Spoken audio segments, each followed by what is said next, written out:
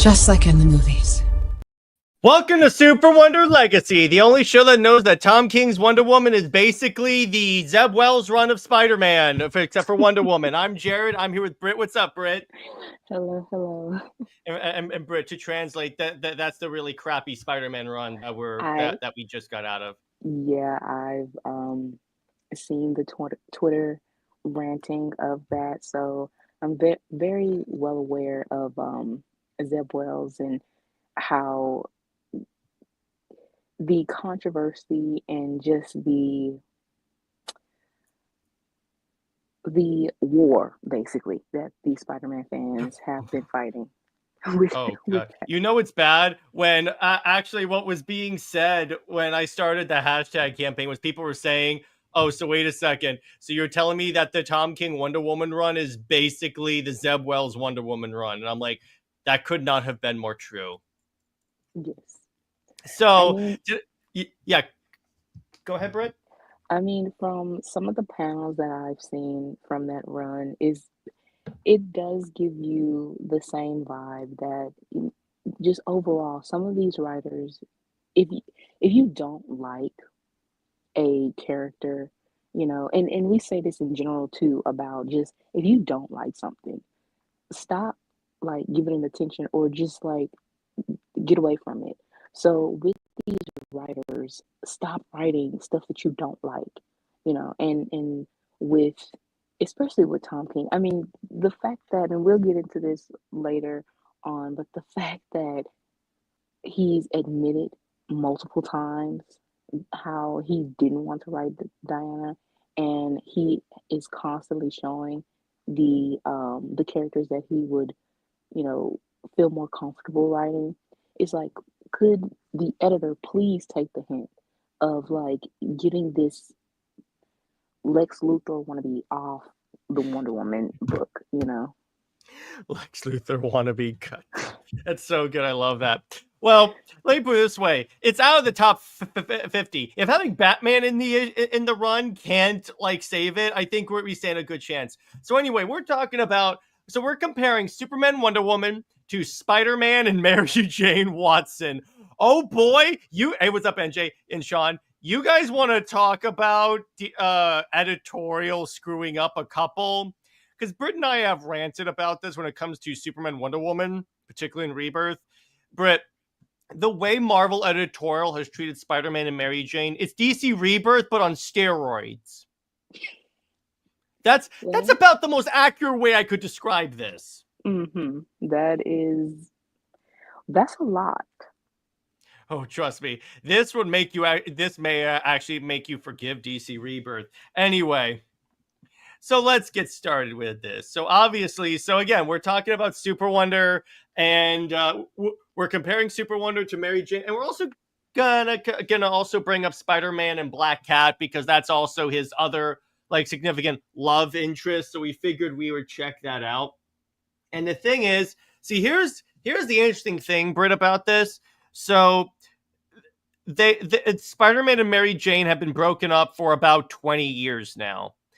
And the fan base has never once let up. In fact, it's even gotten louder because here's the thing, Britt. Here's the funny thing about this. Marvel can do whatever they want, the editorial comics. Yes, they can. But when the movies keep putting Spider-Man and Mary Jane and it keeps producing new Spider-Man fans that want Spider-Man with Mary Jane, then they go to the comics and they're like, what is this BS?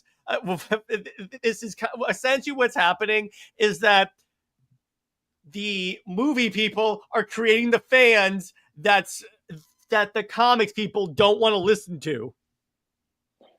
That is true. And I think that there is a lot of miscommunication. And when they try to use synergy for things, it's an imbalance. You know, we saw that with DCEU, we saw that with MCU, that, you have Thor, but then you're promoting um, Jane as, female Thor in the comics at that time. Then you have, I think Peter Quill was with someone else, Star Lord, but you have him with Gamora in the Guardians. You know, just those different things. Yeah, it's a multiverse and everything with comics, but at the same time, your main verse, I would say, if you want to synergize things, it has to be right.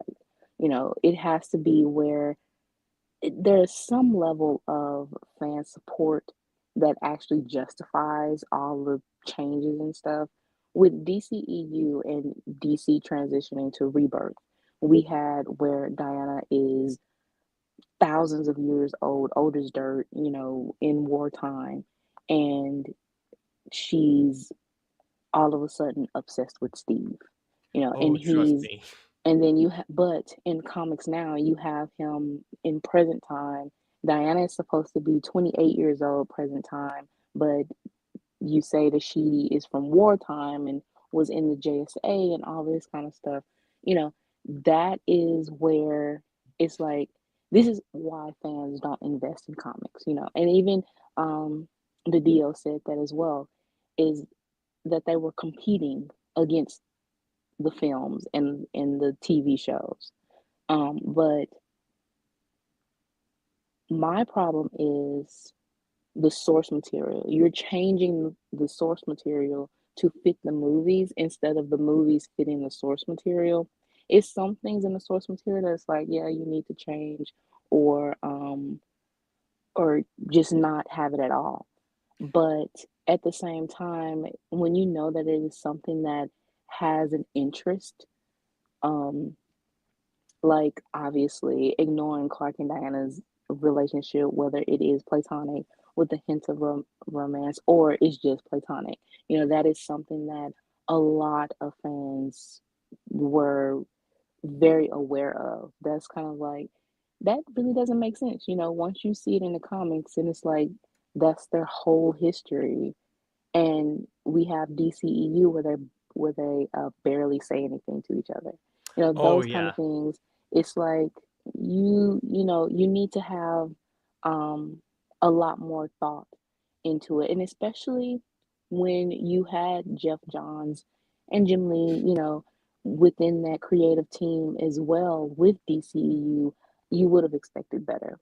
So with Marvel, that's the same thing. You have these different changes and it just doesn't match up. Some fans will like the changes, and some fans will not like them. You can have that certain version on another Earth. You know, like I said, use the multiverse. You know, but yeah, it is a lot of, as we always do with research.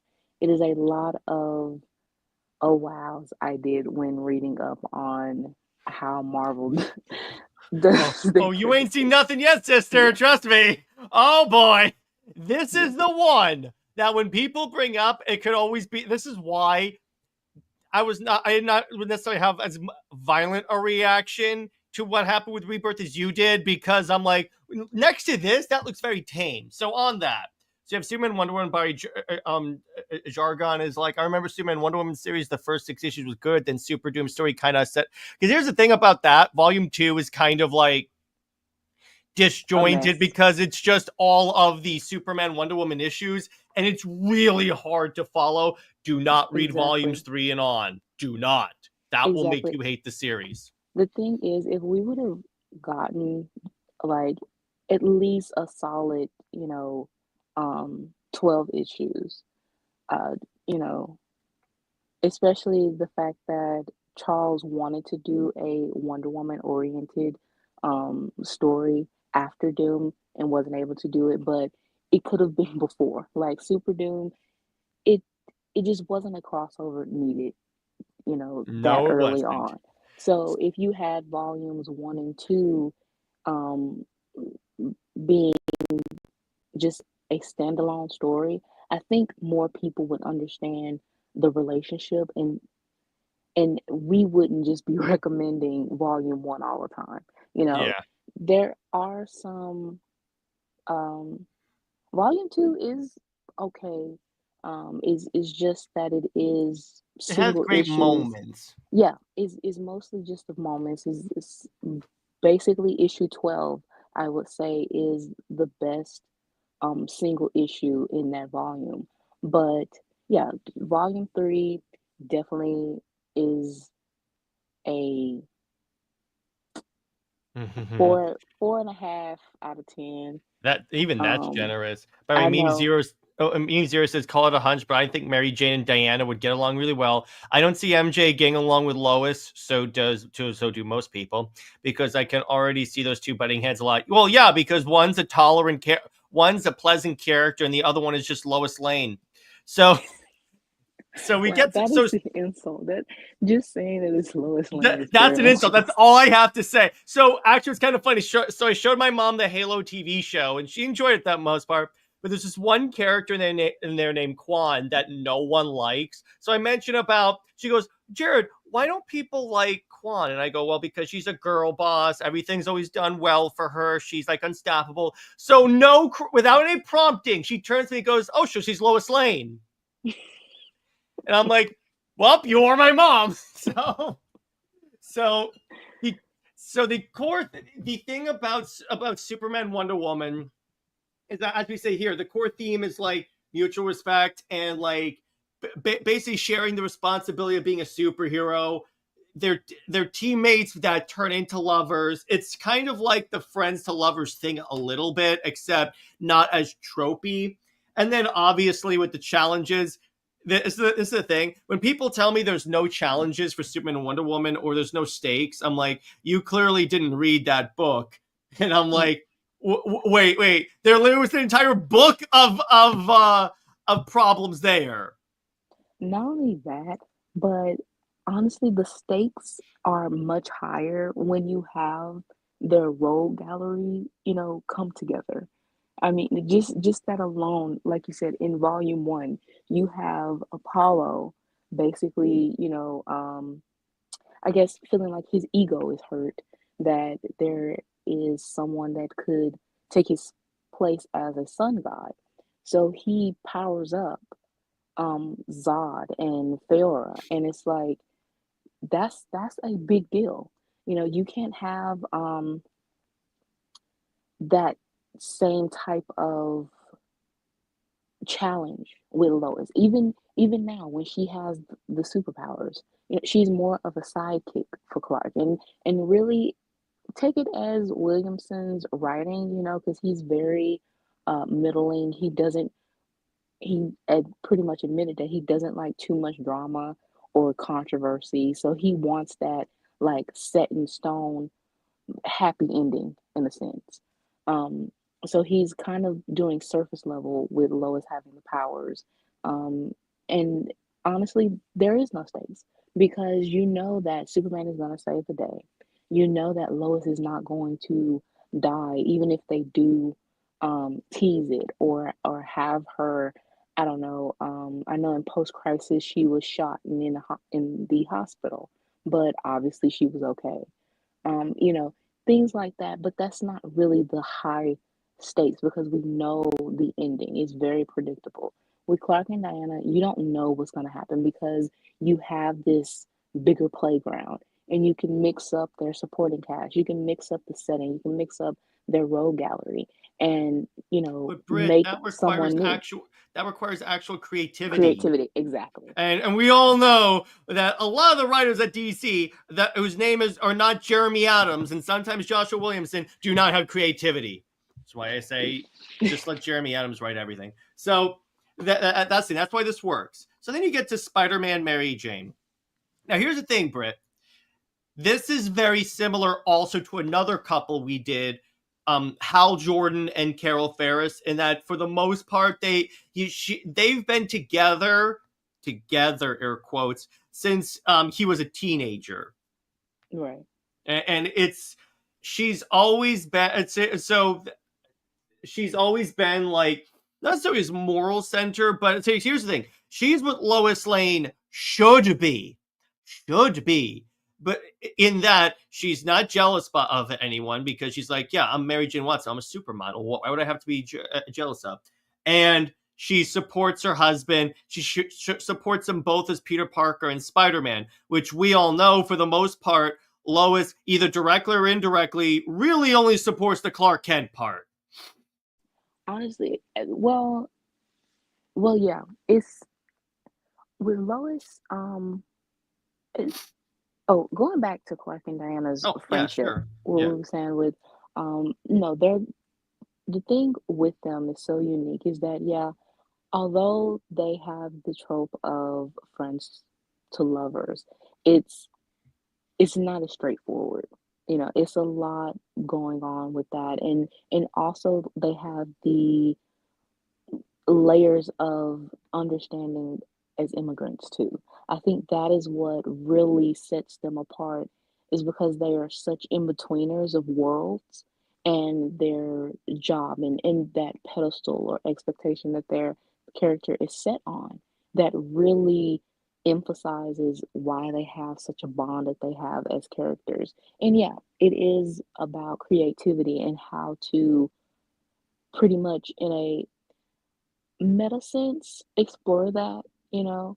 Um, but yeah, it will take a creative writer to, like I said, explore that. But that is the one thing that really stands out, at least for me and you, Jared, um, that that layer of how we can put them in the real world in that sense of immigrants and feeling that outsiderness and having that um world view of people, and a lot of these characters they don't have that. And as you said with um Peter and Mary Jane,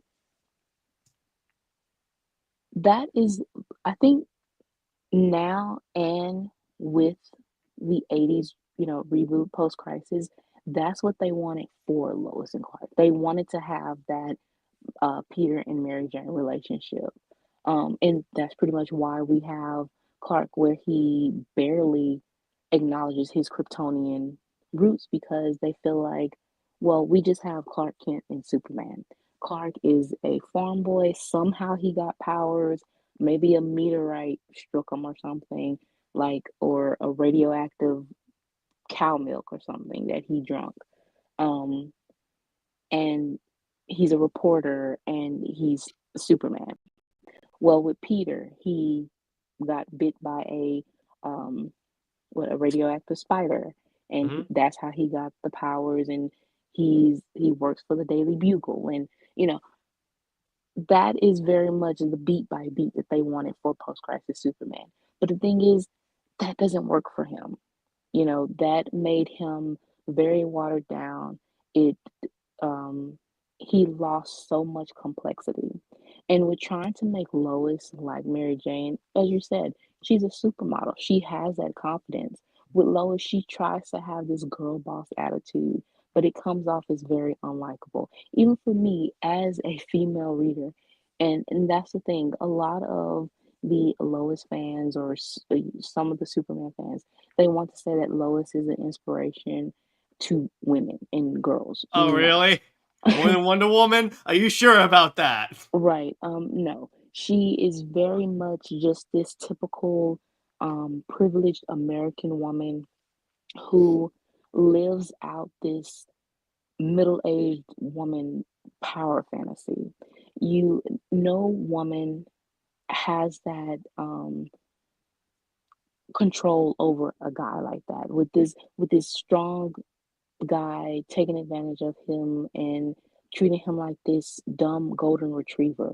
That's the thing that honestly I just can't get with the relationship of Lois and Clark. Exactly. With Peter and Mary Jane, the only complaint that I do see with that is that when they want Mary Jane to be likable, it's that support where she becomes just that, the supportive wife that Peter does no wrong or she doesn't question too much. I think that was in the ultimate previous issue where I guess something happened. I don't All right, so what had read it. happened by the Ultimate Experiment is an interesting test case because, all right, so previous to this, so the Zeb Wells run is making everyone pissy, rightly so, by the way. Yeah. So in the Zeb Wells run, the basic idea is that Peter.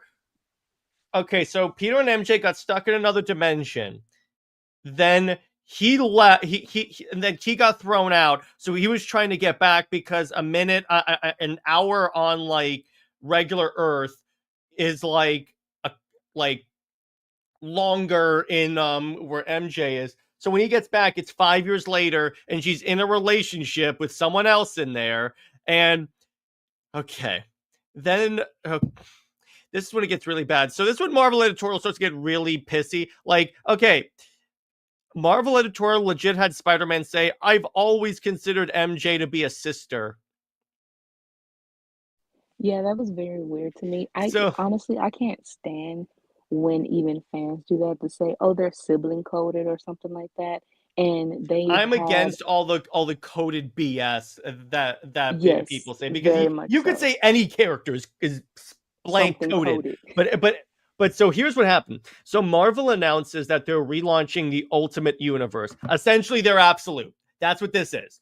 So the first book is Ultimate Spider-Man, and the first arc is called Married with Kids. So they literally just gave so Spider-Man and Mary Jane are married and they have kids. Now what's funny is that the editor-in-chief of Marvel, or like one of the senior editors named Tom Brevoort, I think I've sent you a few of his very choice tweets. He basically said, "Oh, if you want Peter and MJ to be together, just go read Ultimate Spider-Man." And then Ultimate Spider-Man launches, and it's one of the biggest launches in Marvel history. Like, to the point where the first printing of the first issue was worth $90 within a day. That's what I'm So saying. it's like, if you give the fans what they want, they give you money. And this what I said before we started. That is exactly the manipulative tactic, basically, that Mm-hmm. he wanted. He These companies know what the fans want. They're chronically, online, and they get the feedback. There is always going to be fan wars and everything like that. Is going to be talk. Is going to be negativity. Is going to be hate readers and stuff like that. But when it is a concept that, whether it's liked or disliked, and it you know um garnishes the money that these companies obviously want, then yeah, they will keep doing it. They will keep poking the bear of these fandoms, because they know that fans are very passionate and they are going to support what they love. So when he is saying, he's basically gaslighting the whole entire fandom of, by Ultimate Spider-Man, you'll get what you want, but it's still a win-win for them because they are still getting the money. The fans are happy, from what I see, they're content in a sense.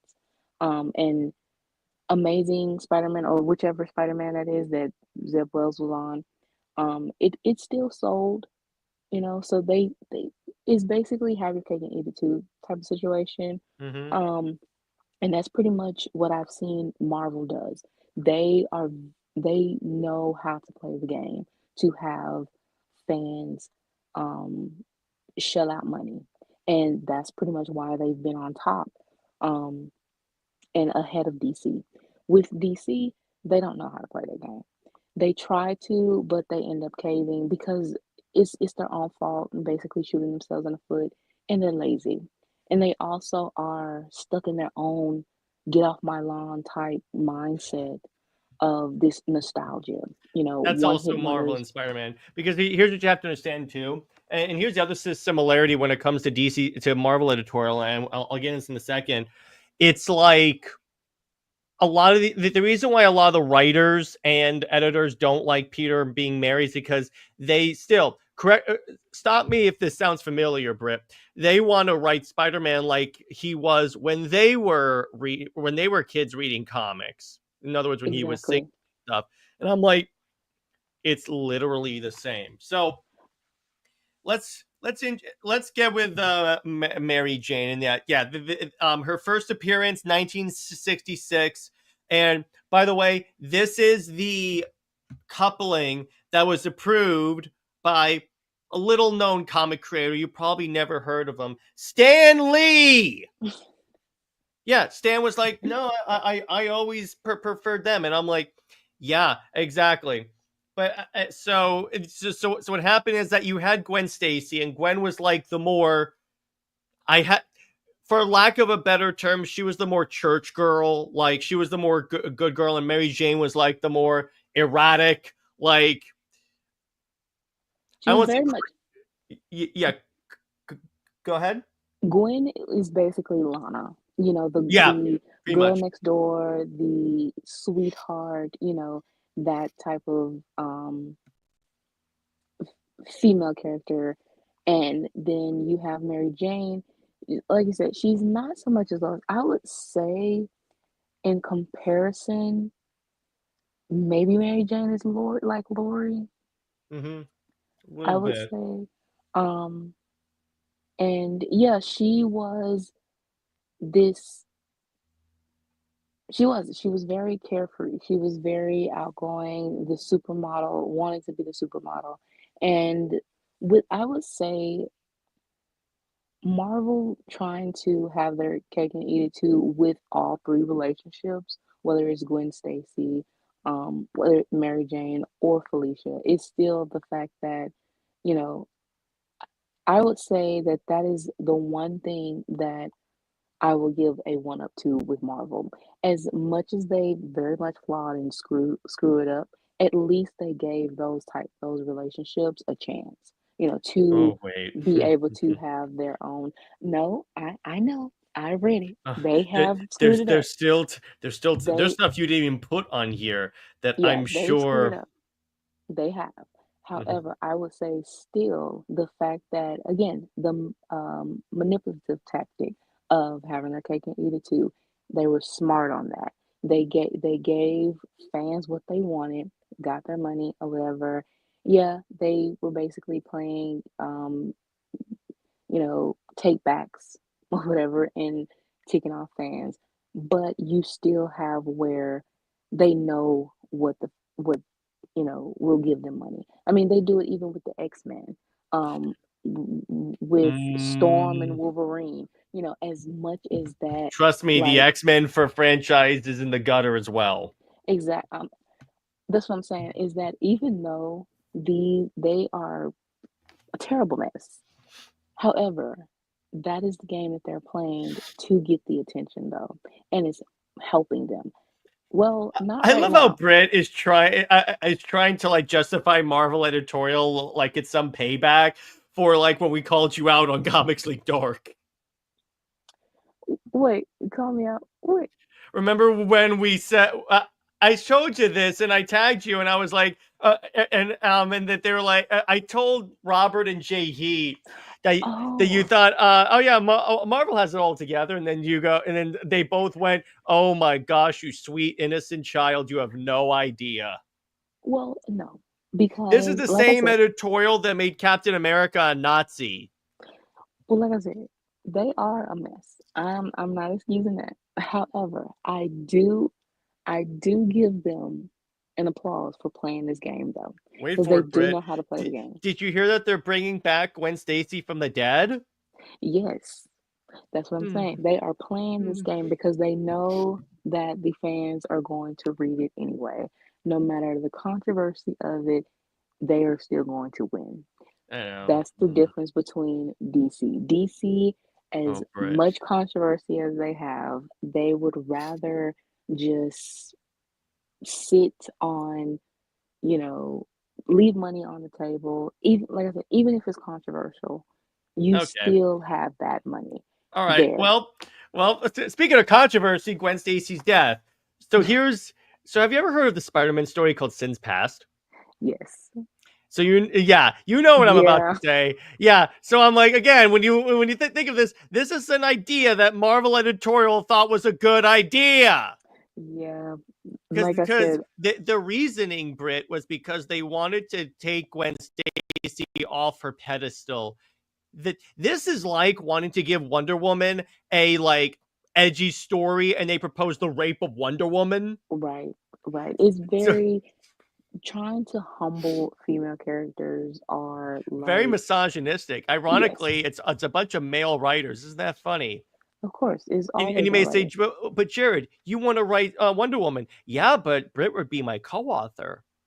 Yes, I would be. So I would have the female perspective there, and I would write the dope action scenes. There you go. So anyway, but the thing about this, so Gwen dies, and it we find out why later. I'm not gonna get into Sin's past, because trust me, that'll make me rant for a while. But MJ, but and what's interesting about this is that at the time Peter was with MJ. I mean, Peter was with Gwen, and Mary Jane was with Peter's best friend Harry Osborn. So that's kind of what. So the four of them were always hanging out. Gwen dies by implication through Peter's hand, because he shut his web to kind of save her.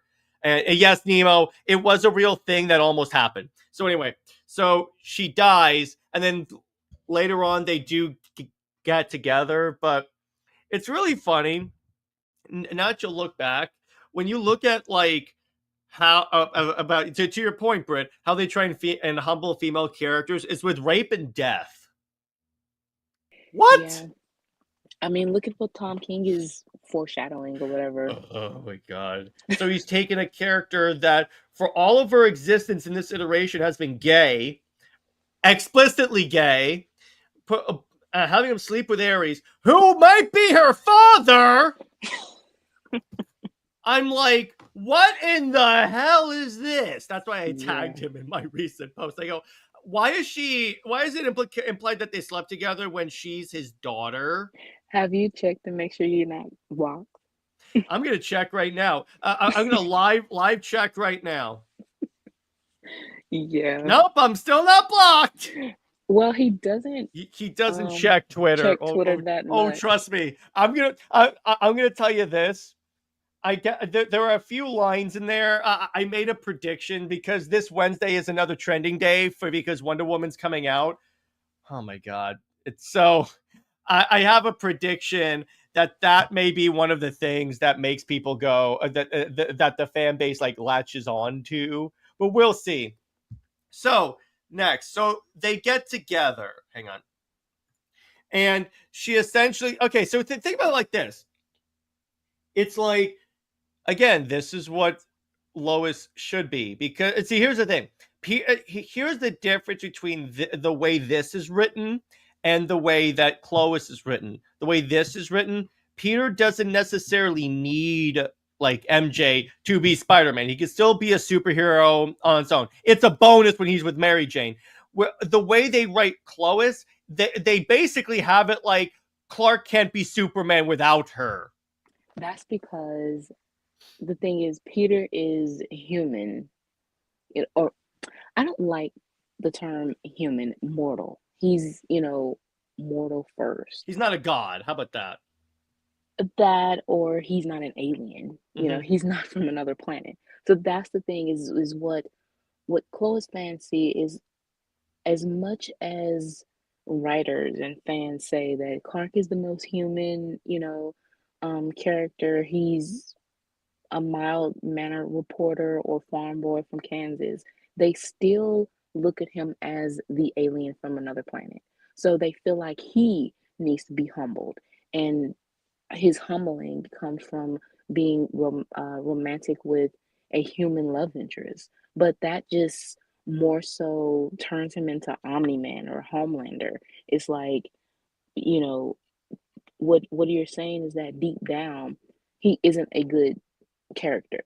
He, one step away from turning evil.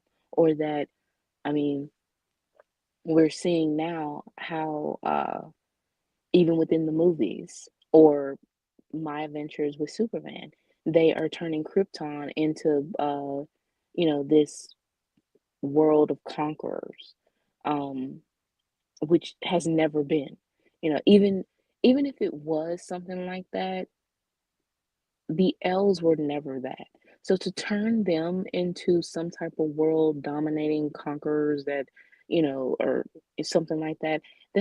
To me, that's really disrespectful and degrading. And you're trying to say basically that Clark is only a good person because he was um raised by the Kents, or that is only good and cares for humanity only if he's with Lois. And that's why we get stories like Injustice. With Mhm. Peter, he's always been human, and that's what they see, or mortal, and that's what they see. So no, he doesn't need Mary Jane. Clark doesn't need Lois either. But that is the one thing that you know fans unconsciously just think about, is that Clark is is an alien. Yeah, exactly. So DC turned Lois Lane into basically a nuclear disasters containment. Yeah, that's funny, Daniel. I like that. So then they finally got married, and it was a big moment. They even held a wedding, I think, at Yankee Stadium or something like that, because this was a big moment for this, and it introduces a lot of really great storylines, including they were married around the time that Sin's Past happened and all that. And again, basically Lois is like what happens if I mean Lois Mary Jane is what happens when you take Wonder Woman's personality and put it onto Lois. In other words, a nice person put over takes over Lois's body. That's essentially Mary Jane. I mean, that's basically what they want to do now with having Lois as Superwoman. Oh, But did you see that they made Lois that they made Mary Jane Venom?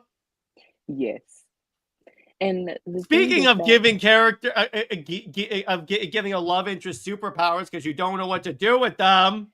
exactly. And what's so funny is basically every step that Spider-Man has taken, um, post-crisis version of Superman has taken those same steps, but has pretty much faltered. From the marriage, from even with, I think it was Renew Your Vows, when Peter and Mary Jane had their daughter, um what is her name? Mayday Parker. Right. So what did Jurgens do? Give them John, around the same time. But what was so funny is that Renew Your Vows sold like top five, while the Convergence spinoff was not even in the top 100. Because there are more Spider-Man and Mary Jane fans than Chloe's fans. I'm just gonna tell you that right there. That is 100. In other words, when you think about it, Spider-Man and Mary Jane is what Chloe's could be if it had the Superman Wonder Woman fandom behind it. That's true. That's And what it also, is. even with their more sex appeal as well, when they first got married and stuff like that, you see how some writers try to have that for Chloe's, and it's just kind of cringy and very vanilla bland, and it just does not work for them. It's just not. It's very try hard, and it just they're trying to make this relationship seem like it's the end all be all golden standard, but it's not. When you look and see and read up on all these different relationships, you see how these other relationships are so much more stable and well balanced and also fair. Um, like I said, you have these different relationships for Peter, whether it's Gwen Stacy, Mary Jane, or Felicia, and they have their certain moments, some worse than others, but they do have um, a sort of they're placed, in different books and able to give the fans basically what they want. But with DC, it's kind of like they want to use Lana, Lori, or Diana as stepping stones for Lois, and it doesn't work. It's like just give the fans different. books, use the multiverse properly and just let the fans have what they want, and you still, like I said, you still win with getting the money that you want. Yes, it's going to be controversy, it's going to be fan wars and Twitter back and forth and stuff like that, but at least there's engagement. Yep. So then you get to the moment that every Spider-Man fan dreads. I tell you, Brit, we just need one more day. All right. So in this, all right, so still Marvel Civil War happens, and one of the events of Civil War is Spider-Man reveals his secret identity to the world. This leads to someone trying to assassinate Aunt May. So the devil shows up and tells Spider-Man, "Hey, I'll save your aunt, but you have to give me your marriage. We have to make it so your marriage never happened." So Peter, in the biggest what's the word? In the biggest like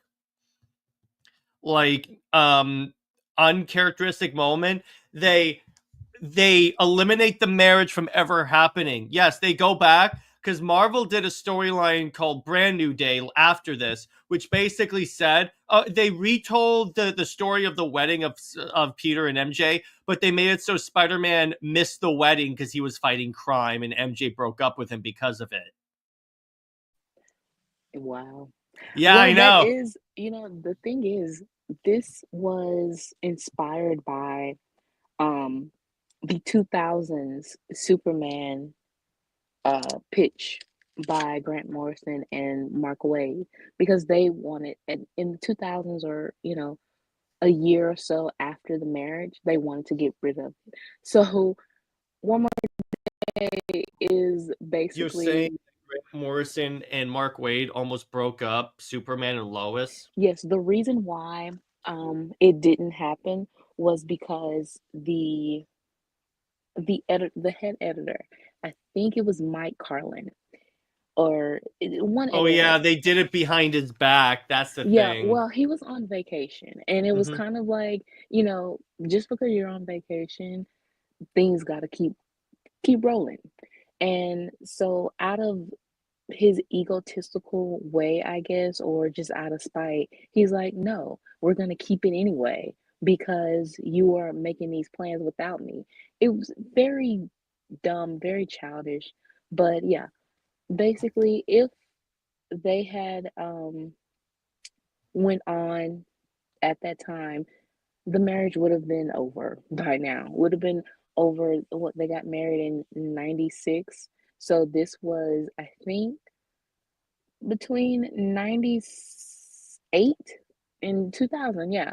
So the marriage only lasted within, I would say, Morrison actually said that the marriage didn't even last a year, and the market didn't like hold up to it, and we see that now that the comic market for Superman books has dwindled from um from the 80s on.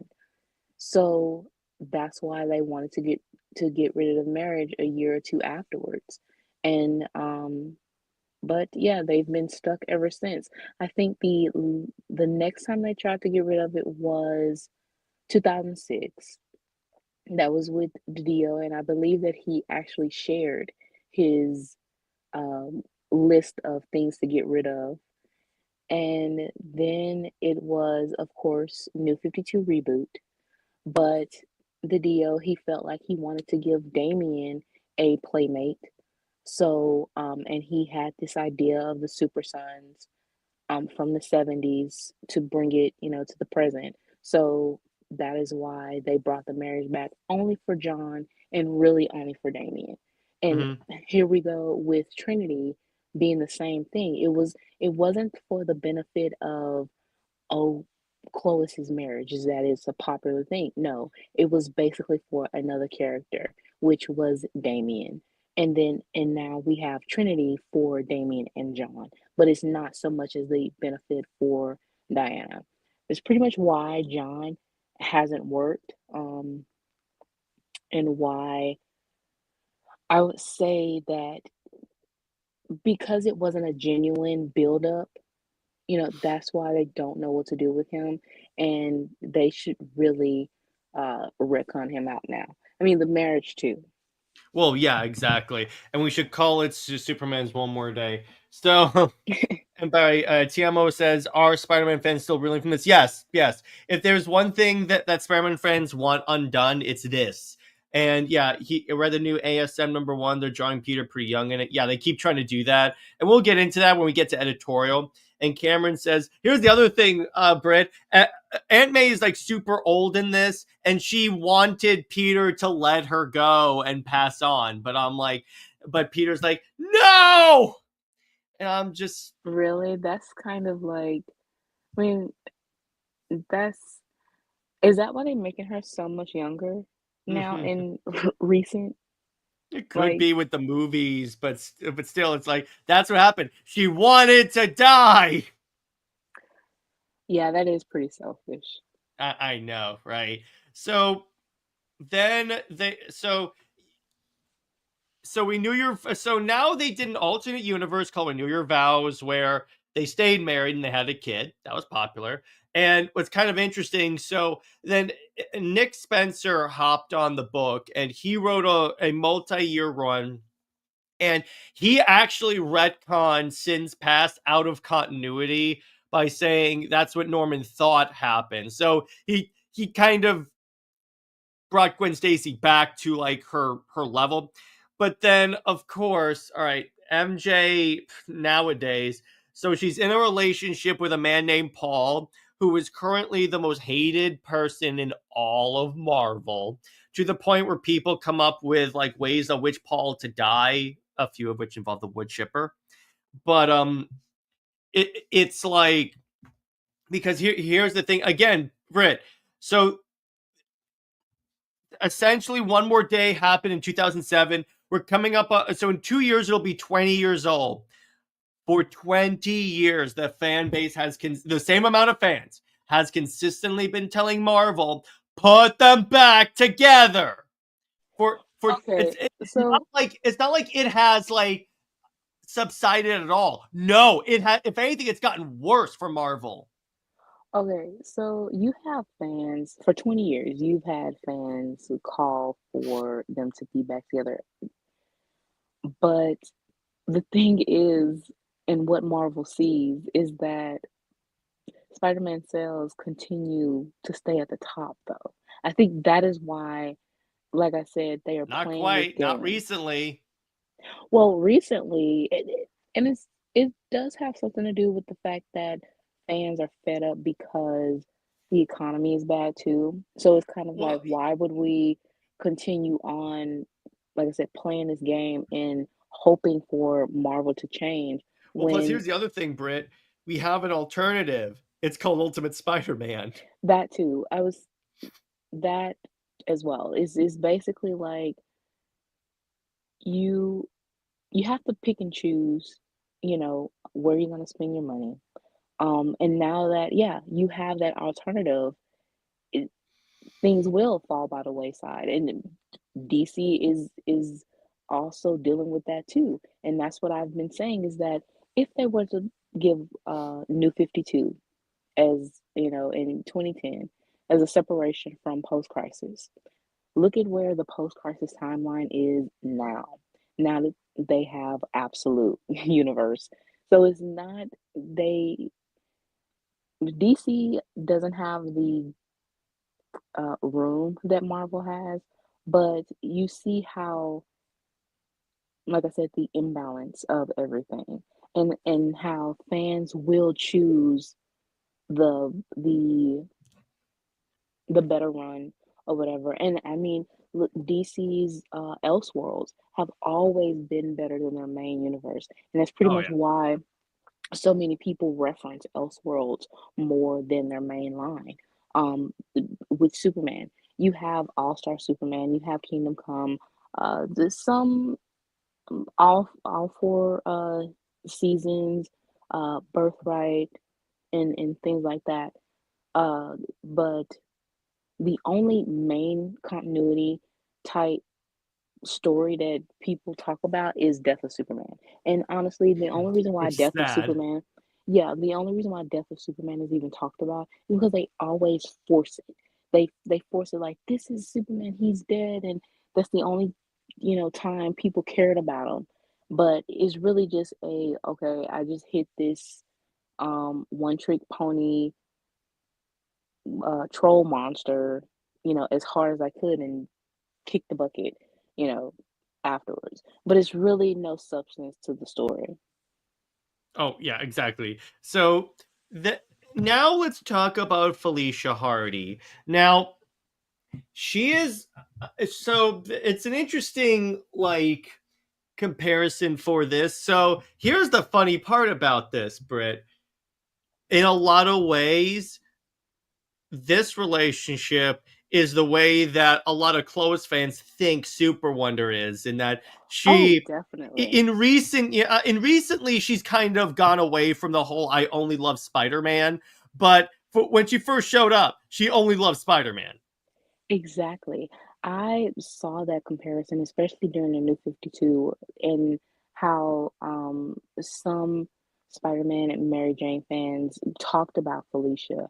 And then you have close fans comparing Felicia and Diana. And it's like, no, Diana has always loved Clark, Cal, and Superman as equal. So there's no comparison there.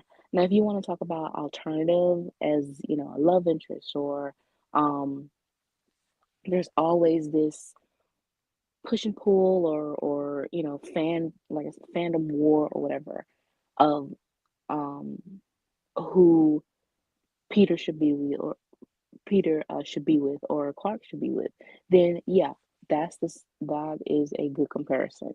But if you want to talk about personality and um, Diana's influence on Clark, she has never been a bad influence on him. If you say injustice, you might as well just get socked in the throat Yeah, because yeah, the most un Diana is a bad influence. Really? yeah, it's kind of like, well, no, Sherlock, you know, that, yeah. But any other story, no, she has always been more so like a moral compass for him. Mhm. So, yeah, the bad influence is never that. But if you, like I said, if you want to say of a alternative dynamic, love interest, or that it is a sort of a threat with the main status quo type thing, then yeah, yeah, you know. Oh yeah, of course, it's a threat. It's a threat from us getting some good comic book stories. But And so with the sales from being good too. well, yeah, exactly. And we all know they don't want DC does not want to actually be proven wrong. By the way, TMO says unfortunately Peter's attempts to resume the relationship with Mary Jane on Spencer's and Beyond's wounds came down to Peter crying to Mary Jane, and especially now that they've done the same with to Felicity. If only someone would feel sorry. That's the thing. A lot of Spider-Man writers also talk about the Parker luck. It's the idea that everything will always go wrong for Spider-Man, and I'm like that whole trope has outlived its usefulness. Yeah, I mean, with seeing their I just don't understand why in recent time Marvel has made Peter so mopey. Like he's very pathetic. And it's kind of like, Oh, so he's like Tom King. well, yeah, I would say, you know what? Honestly, I don't want to put Spider-Man fans, I don't want them to go through, another round of hell. However, the way Marvel has Peter as pathetic and traumatized, very much acting like a man child, that is definitely the better playground for Tom King to write the most depressing, pathetic Spider-Man story ever. And he loves to have the main character um crying over their love interest. So he would definitely do that with Mary Jane, with Peter and Mary Jane. Mm-hmm. But so with this, it's like it started off so with Spider Cat, as it's called. It started off as superficial. If anything, this is so it's kind of interesting. Spider-Man with Mary Jane is like SuperWonder, and this is like Batcat, I mean, beyond like exactly that. it's beyond the superficial reasons. Honestly, that is the better comparison for Spider Cat. It was to be, basically Batcat. Even Felicia, her influence is Catwoman.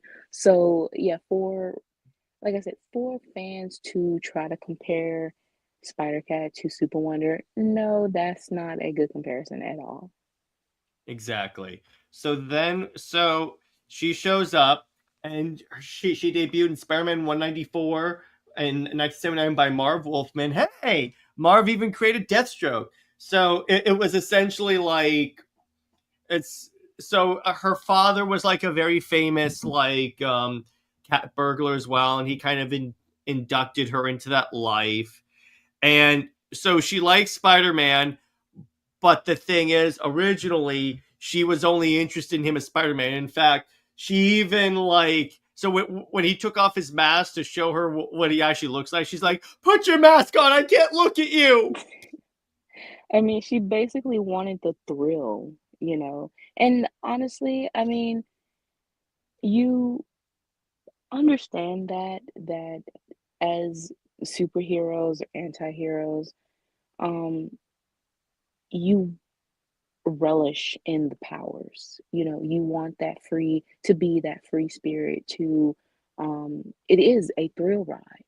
But and again, she is in influence by Catwoman, and that's pretty much was Selena's personality for a while. That she was pretty much in the gray area of, Batman, and having him pretty much question his morals, and to be that thrill that, the that he was chasing. And so that is what Felicia is to Peter. He wants to have that freedom and everything, but at the same time, he wants to have stability. And I think that that is a good thing to have. Um, if you want to compare it with Clark and Diana's relationship, I would say that being that free spirit and relishing in the powers, but not in a sense of a uh, being above anyone or acting like a god. No, it's just relishing in that, being comfortable with yourself. And that is something that we need in these stories, a little bit more thrill of that. And also we saw that in Williamson Superman, when he had Clark basically thrilled that Lois has powers. He's like, um now we can do things that we couldn't do before. So Like it's like cause tidal waves and tsunamis. funny. Yeah, well, of course, Superman fans are waiting for that. But, you know, um, for him to have basically want this romantic date, and he basically wanted to throw uh meteors, or, whatever he wanted to do on the moon, it's kind of like that is what Clark, he relishes in the powers, and that is something that Diana lets him do. She pushes for it. We saw that in Power Couple. Diana saying that you should be more open to who you are. And at the end, in issue 12, we saw Clark being more open.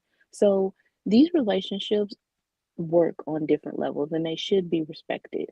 But again, Felicia and Peter's relationship, it does come out to be superficial. But I think that there is more to their story, and they have evolved a little bit, but it is some writers and fans that only look at it as surface level. Well, yeah, exactly. So, so her romance with Spider-Man. Now it's kind of funny. So obviously she is a little obsessed with Spider-Man, as you can tell in the top image. But what's kind of funny about it, do you know how they broke up? All right. So Spider-Man wanted to get back with Mary Jane, so he went and did that without telling her. And so it's like so Black Cat went to Europe, and when she came back, Spider-Man was gone and married to Mary Jane. You know, that is very petty. I Mhm. no, I wouldn't have done that. Well, that's just Marvel editorial. Aha, I gotcha. But it's very nice. So it's one of those relationships. In fact, actually, when in the during the Zeb Wells run, he was back with Black Cat, and they're like, and I think they're getting back together again. So yeah, it's again, it's one of those things where it is like how like particularly with like Batcat, how like Selena didn't really, she liked the excitement, but she wasn't really the tied down type until she met Bruce. So they kind of like they Play on that. yeah, they definitely play on that a lot. And she's one of those characters that is one of the most misunderstood because they try to play it off like she's just this floozy like cat burglar, but she's actually not. She's actually is a very complicated character. Yeah, and they tend to, with female characters, is always reducing them to some type of just this one-dimensional, she's just a plot device or just this stereotype. And that's pretty much why so many of these relationships just they don't have that investment anymore and they don't have the depth that we're looking for. That's pretty much why fans just aren't invested in the relationships unless you're like very, very passionate and will take anything of these relationships. Personally, you know, and me and you, we would not. If DC were to give us Super Wonder again, it would have to be something that really stands out and really explore the depth of that relationship. It's just it can't just be oh like a basically a PR stunt, you know, or something like that because it's just it's a waste of time and it's just something that, you know, we've dealt with that. With New 52 wasn't a PR stunt, but it's the fact of how they handled it. It just felt like, you know, it could have been done better. So that's what we want if they were to try it again, something so much more you know, um positive and truly have the depth it needs. Exactly. So they have so we have the breakup, and then this is kind of when she's gone from like rogue to like ally of Spider-Man, where she was with Kingpin, and then Kingpin apparently gave her so she had surgery to get luck powers. In other Hmm. words, powers that when she's with you near you, you would get bad luck. That is Surgery to get luck powers. Like, what organ do you perform surgery on to get luck powers? okay, that is such mental Isn't that gymnastics. It's just stupid? is going overboard. I mean, you're doing too much. You're doing too much at this point. Yeah, those are the fake powers you mentioned in the PowerPoint, but yeah, it's really, really, really stupid.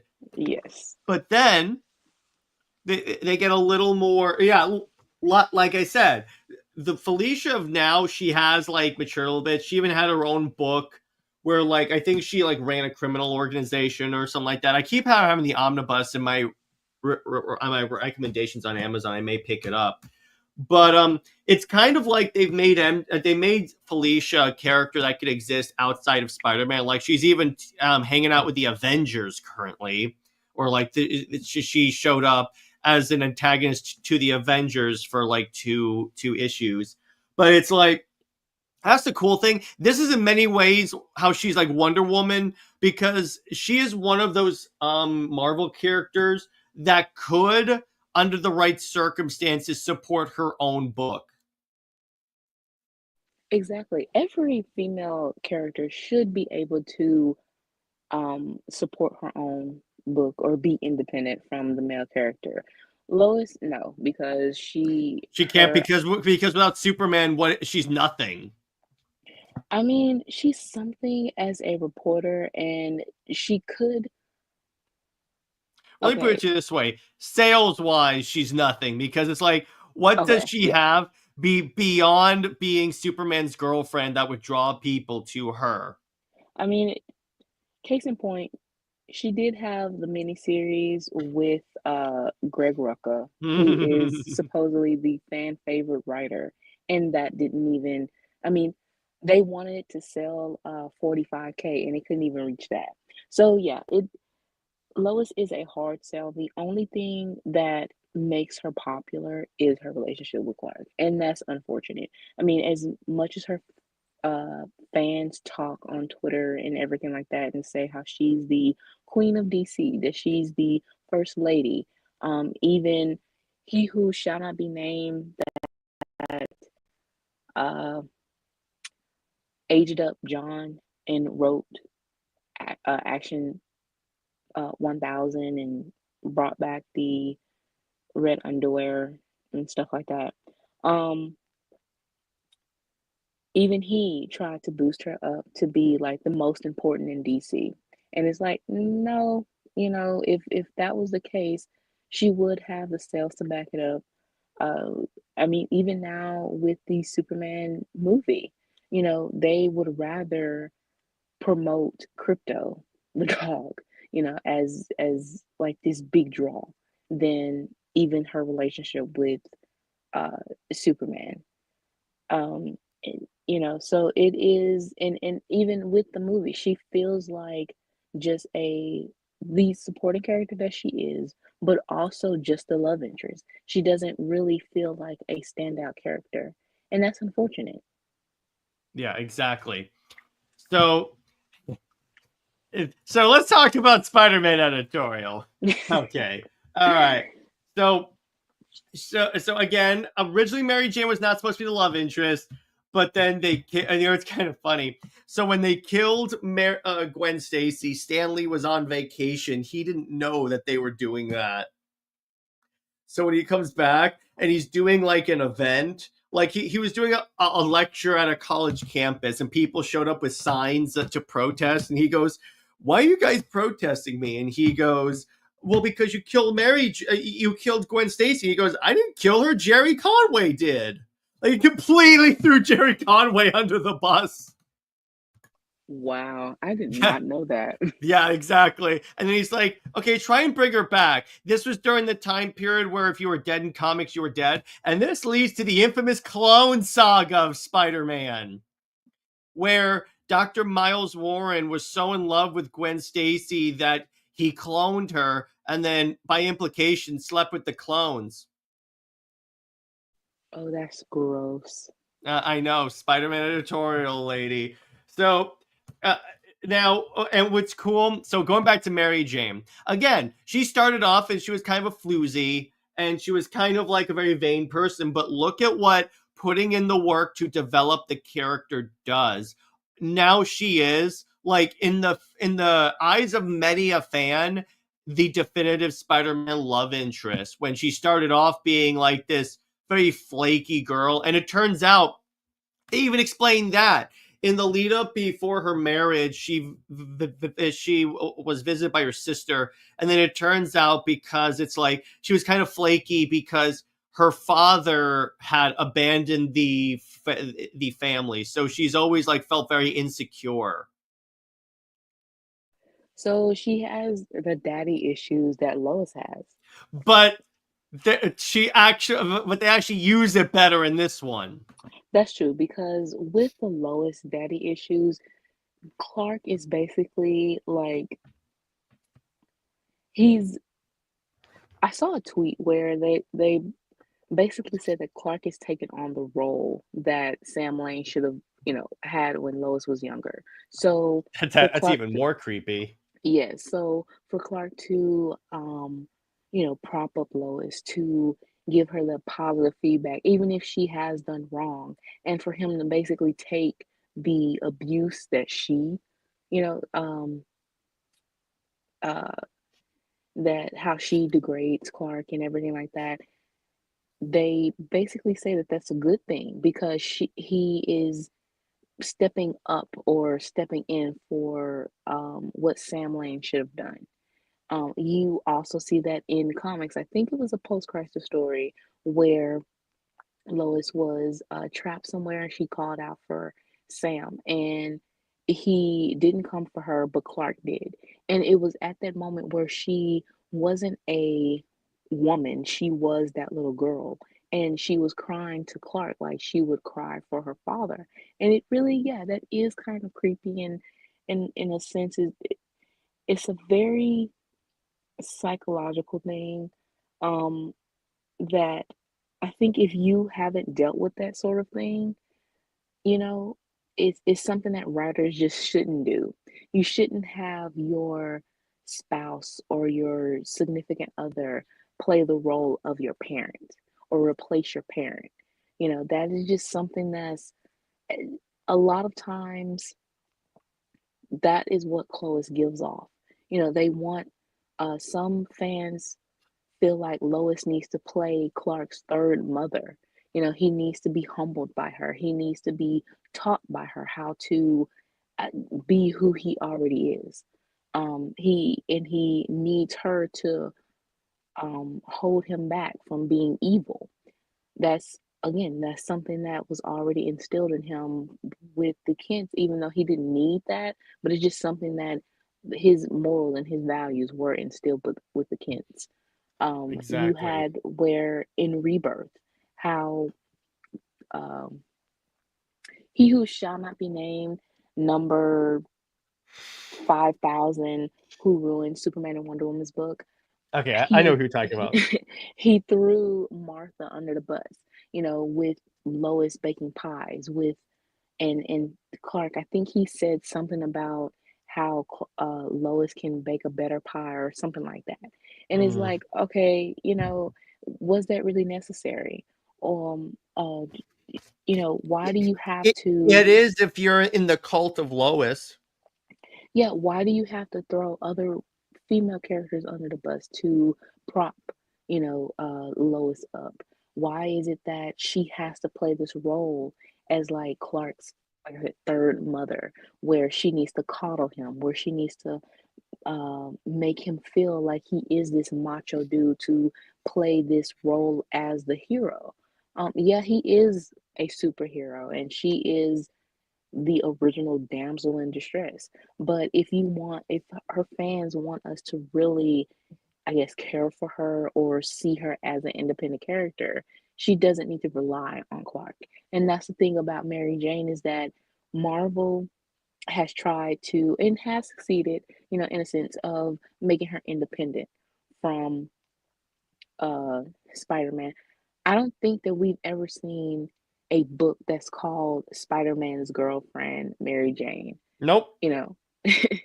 But you have had a Superman girlfriend, Lois Lane, and And as far as I know, Mary Jane has never done blackface.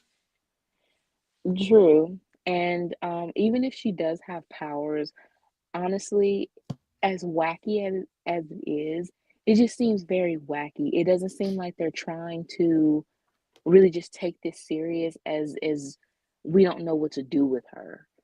I think Yeah, but when you make her Venom, that's my with issue here. Venom, honestly, with Venom, it seems so whacked. It seems like they like at the editorial summit, they might have like got a hold of something, you know, Hmm. Oh passed it yeah, yeah. around. They were probably snorting something. But anyway, Yeah. so so it's kind of interesting. Here's how you know that it's just Marvel editorial being petty. So again, Brevoort addressed this again, and you know how Rogue and Gambit are married. Yes. So someone asked him, "How come Rogue and Gambit can be married, but Peter and MJ can't be married?" So this is what this guy responds with. He goes, "Well, we keep we keep Rogue and Gambit married because of fan investment. And everyone's like, bro, for 2 decades!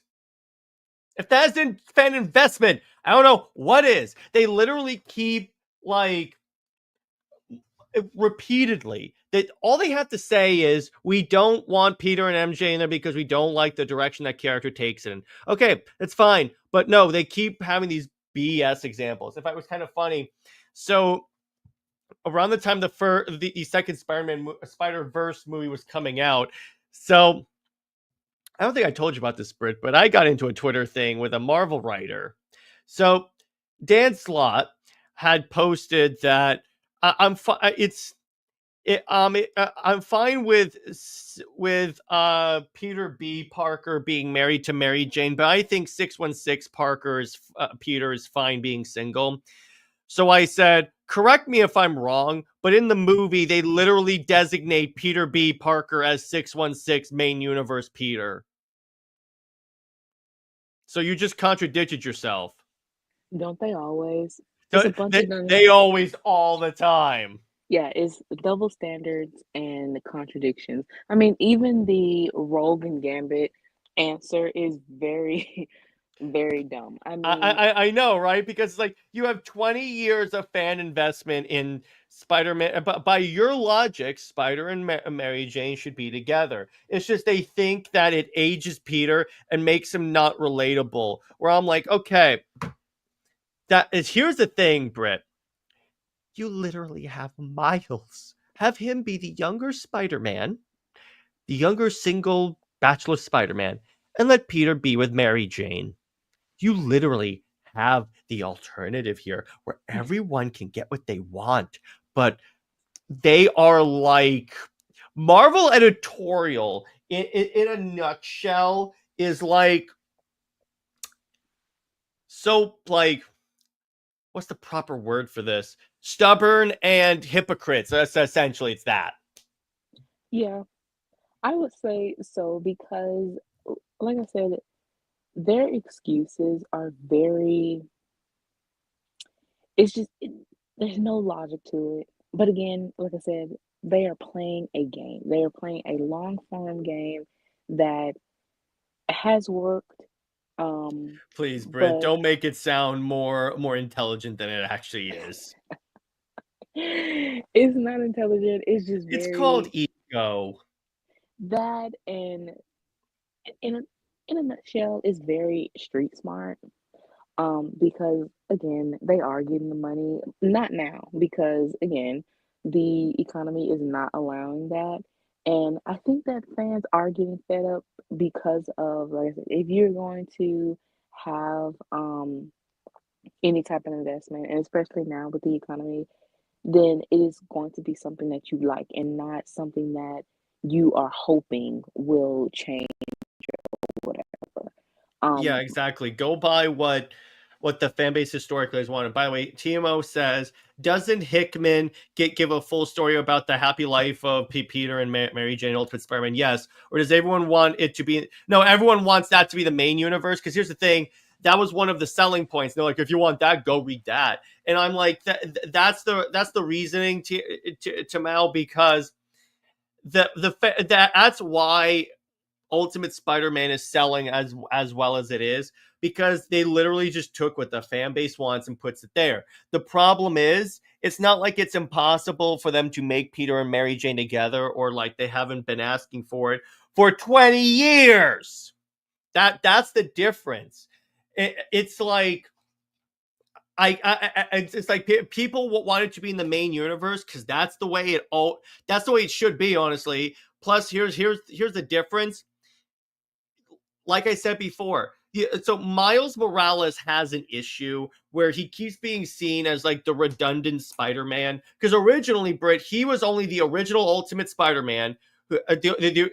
In that universe, the Peter died, and then Miles took over for him, so there was no other Spider-Man. Then after Secret Wars, he was brought into the main universe, and they still have Peter. The problem with doing that is they didn't do anything to make Miles unique to Peter. It's why whenever you see Spider-Man, it says Spider-Man Miles Morales. Where what they could do, give him his own corner of the city, and again, do everything you can to differentiate him from Peter. Don't call him Spider-Man, and let Peter be with Mary Jane, and that's it. Then guess what? You now have a space for both groups of Spider-Man fans. It's like Yeah. essentially if they gave the main universe, if like they put SuperWonder with in the ultimate, in the absolute universe, essentially. Yeah, I mean, it all comes down to Marvel and DC needing to use their multiverse better. Um, and yeah, if you're going to have the alternative with Miles, I mean, the deal did the same thing. He wanted a Miles Morales with John, and we see how John is nothing uh different, to Clark. All it is that he is a bisexual, has a boyfriend, but his boyfriend is a reporter, and he happens to have powers, but he also wears glasses, you know. And even John, I think Philip Johnson, Kennedy Johnson, he said that being a reporter is a family business. So John is going to end up being a reporter. There's nothing different. You can have different names, somewhat of a different background, or something like that. But if it's just playing on the same status quo, you know, then there's no purpose. So with these alternatives, give the fans what they want with those different alternatives. Like I said, you can have, if you want Peter with Gwen Stacy, if you want Peter with Mary Jane or Felicia or whoever else. Now, with the Ultimate Spider-Man, also, I have a question. Why in the world did they make Felicia so young and now, I like, don't know. That's my question. So you know what's kind of creepy? It's like when they first revealed the design, you had a lot of fans like kind of lusting, and then it yes, was and revealed how now old she is. she's very, very She's in young, fact and she's kind of dating Spider-Man's son. exactly, why in the world would you do that? That's my thing. Yes, you have an alternate universe and everything, but why is Peter's son dating his like alternative love interest? That is so weird to me. Because in this universe it's not an alternative love interest. That's like Hippolyta sleeping with Ares, but that would never happen. I mean, you're basically putting it that Black Cat and Spider-Man are together, but you're basically not you're looking at it at a surface level like they do with that relationship and not looking at the depth of this is Felicia with Peter's son now. That is weird. But Cameron says, okay, I can answer that. It's probably because in the Ultimate Universe, the older Black Cat was a full adult. Oh yeah, it's because in the previous Ultimate Universe, they did a thing where, so in the original Ultimate Universe, Peter's 15, and Black Cat is like a regular adult. So when she finds out Peter is, she goes in to kiss him, but she finds out he's 15, and then she basically throws up on him. So that's kind of what they're trying to do. They essentially just flipped it, except luckily this time Peter's not going after Black Cat. No, it's his son. That is still just so weird. You No, you didn't have to do that. She could have just been her regular age, you know, or not exist at all. If you have to bend over backwards and do mental gymnastics and stuff like that, just don't do it at all. Oh, come Because on, Brit. We're Marvel Editorial. All we do is mental gymnastics. that is, that's probably why they are in the trouble that they are in now.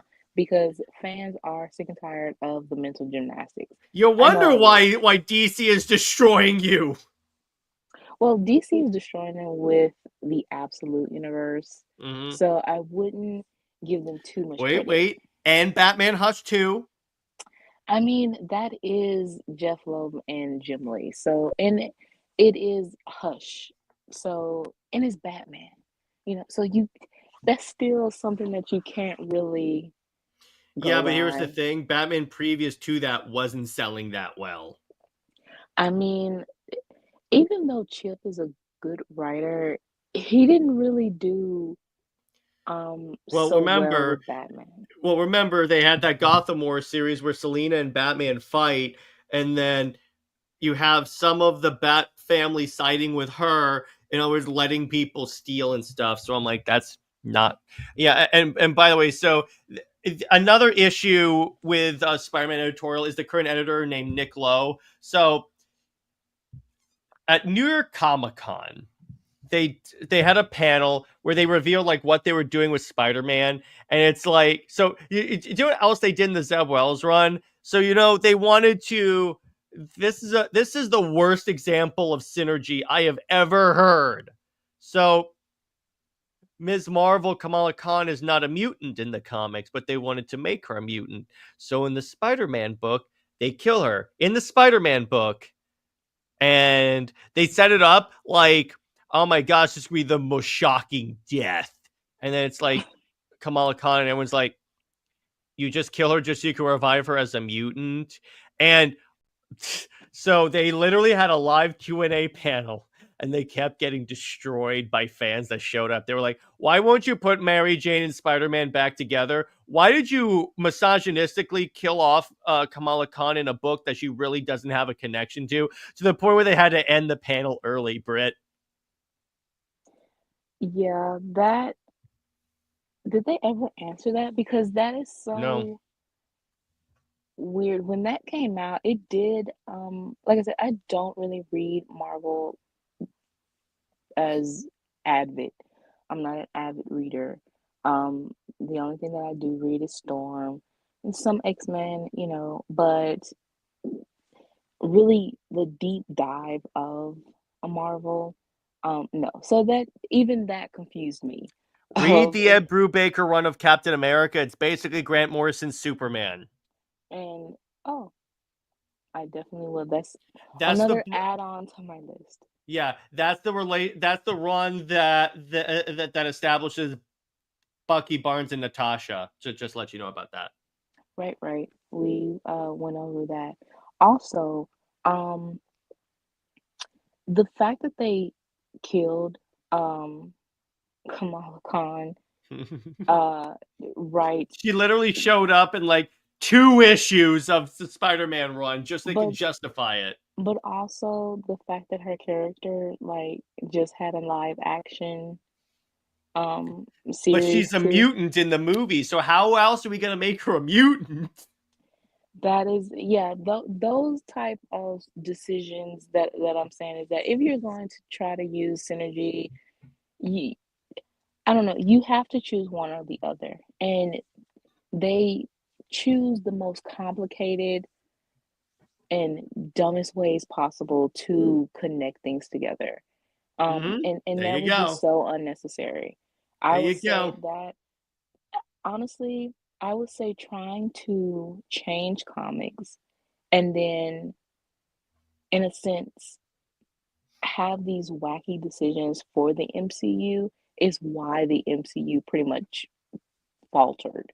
Um, Well, it faltered because they're going all in on, pun intended, on all new, all different Marvel, which is when they replace all of the characters that people care about with, for lack of a better term, diversity characters that are very superficial, and that was the last time that DC was outselling Marvel, because DC was doing Rebirth and like going back to like a more classic look on DC, which obviously for you and me it wasn't that good, but from a public perception, that was more like DC is giving the fans what they think they want, and Marvel is taking that away. So that's the other thing. It's like they went too far in on the era that almost bankrupted Marvel twice.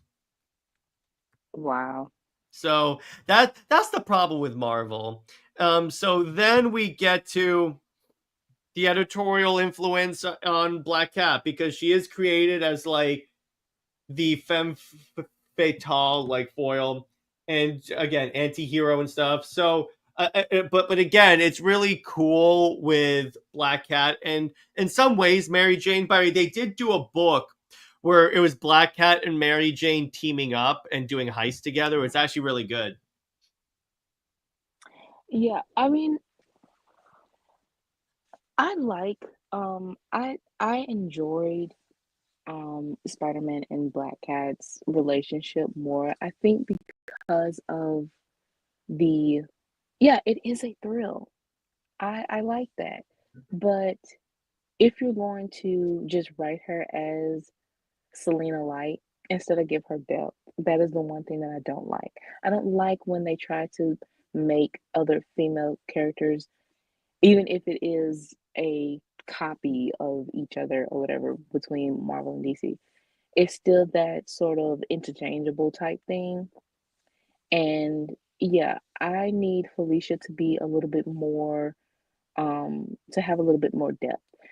We saw when Marvel um trolled DC basically with the Batcat wedding and how Peter was it Peter that fake proposed, or was it Felicia that fake proposed to Peter? I forget which one that was. Whichever one, it was still the fact that they were trolling. And like I said, yeah, Spider-Man and Felicia's relationship, it does veer more to Batcat for Marvel. But yeah, that a It whole was thing, by the way, it was Felicia Hardy proposed to Spider-Man. yeah, it's it's that fun, lighthearted type thing that I like, but at the same time, I just wish that they would do a little bit more of depth with them to give her more that she's not the rebound, for Mary Jane. And I think that that is the one thing that's a strike against her.